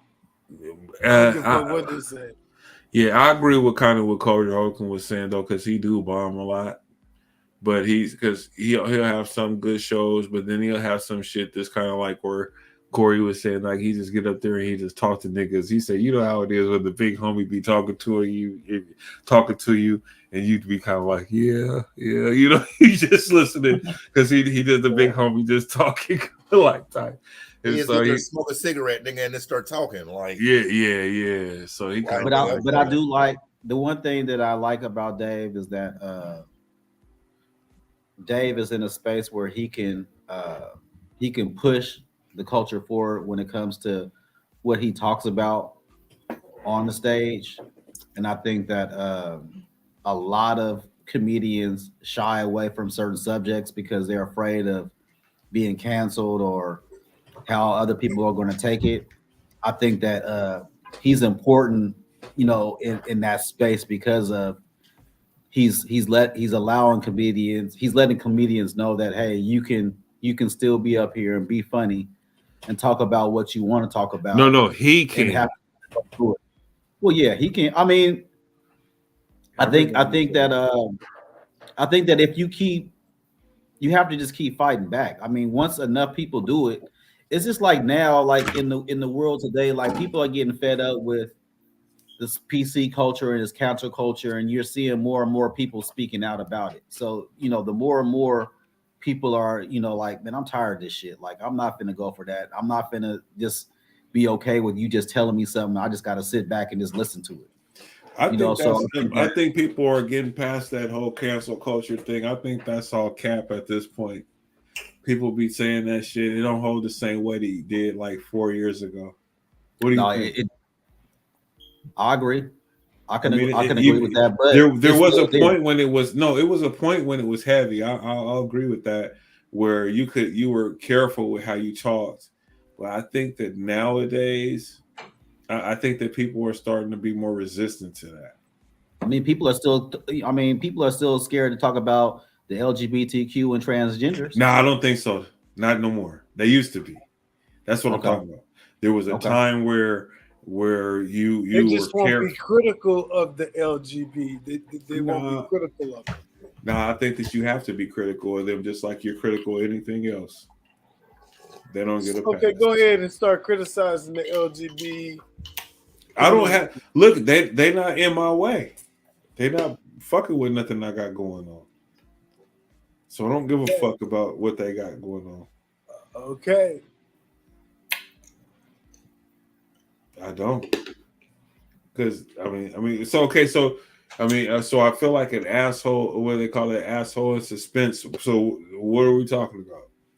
Talk to me. I'm saying if you're critical of that community, you face a level of backlash. Yeah, maybe to a certain level. I think you're right, but I don't care about that because I don't have no reason to discriminate against them. What am I discriminating against?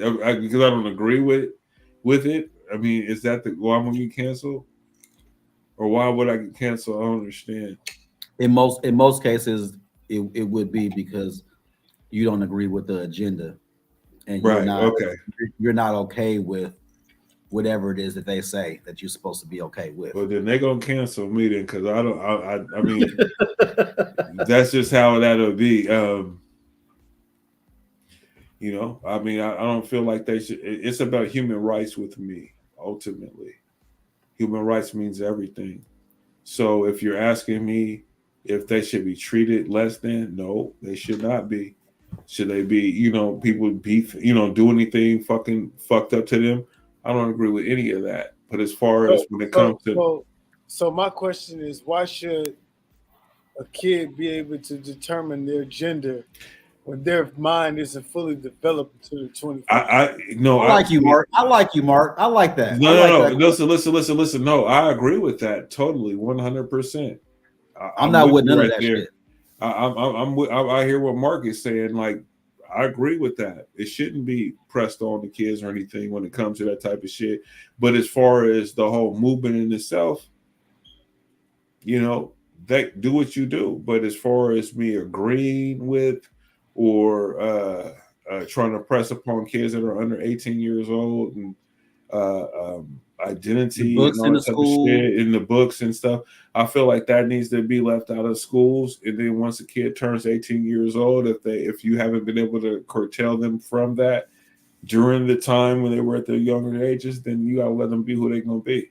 But they shouldn't be discriminated against or treated any less than once they reach a certain age and they choose to be a certain way.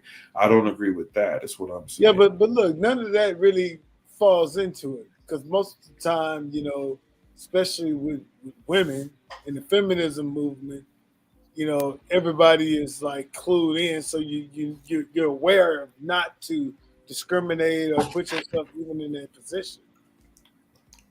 But like, I'll give the example of my daughter. My daughter spent her 20s thinking, and shouts out to you if you're watching. You spent your 20s thinking that you were a lesbian, and then once you turned 30 and figured, let's just say you just got to a point in life and said, you know what? I like the heterosexual side of things.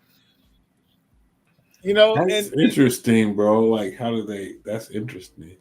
Yeah, but at the same time, it's like, okay, you got to give people space to grow and live.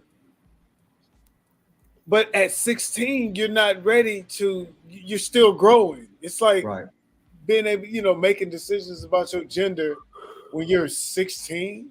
Really, you're not fully developed yet. You don't know that you don't even. They do it younger, from what I understand. I mean, 11. Man, it's like 11. Be outlawed though. That's not. It's 11. That's not it's demonic. It's demonic, man. To me, I'm a Christian. I believe in God. I believe in the Holy Trinity. I believe in family. You know, and you know, man, woman, and children. I believe in that. And this is 3 hours. It sounds like a conversation for backstage. This ain't. This is. I mean, if we gonna talk about something and be honest about, you know, what we talking about, let's do it. You know, it's not a question for that. And that's the problem with society, is that people want to talk about these things, you know, behind the scenes, and they don't want to put it out in the forefront. And that's what I was talking about, like Dave Chappelle, and not being afraid of just saying like, hey, you know, this is what I believe in. I believe in God. I believe in the family. You know, I believe in these things. And what I'm seeing right now, what they pressing on kids is demonic. And that's what it is. You know, and I can't call it anything else but that. You know, I mean, and I'm really, you know, and I'm willing to debate anyone on this if someone, you know, feels other way on that. Boisterous. I just think like we've definitely have broached this subject numerous times. So that's where I was coming from. And we had 3 hours. Okay.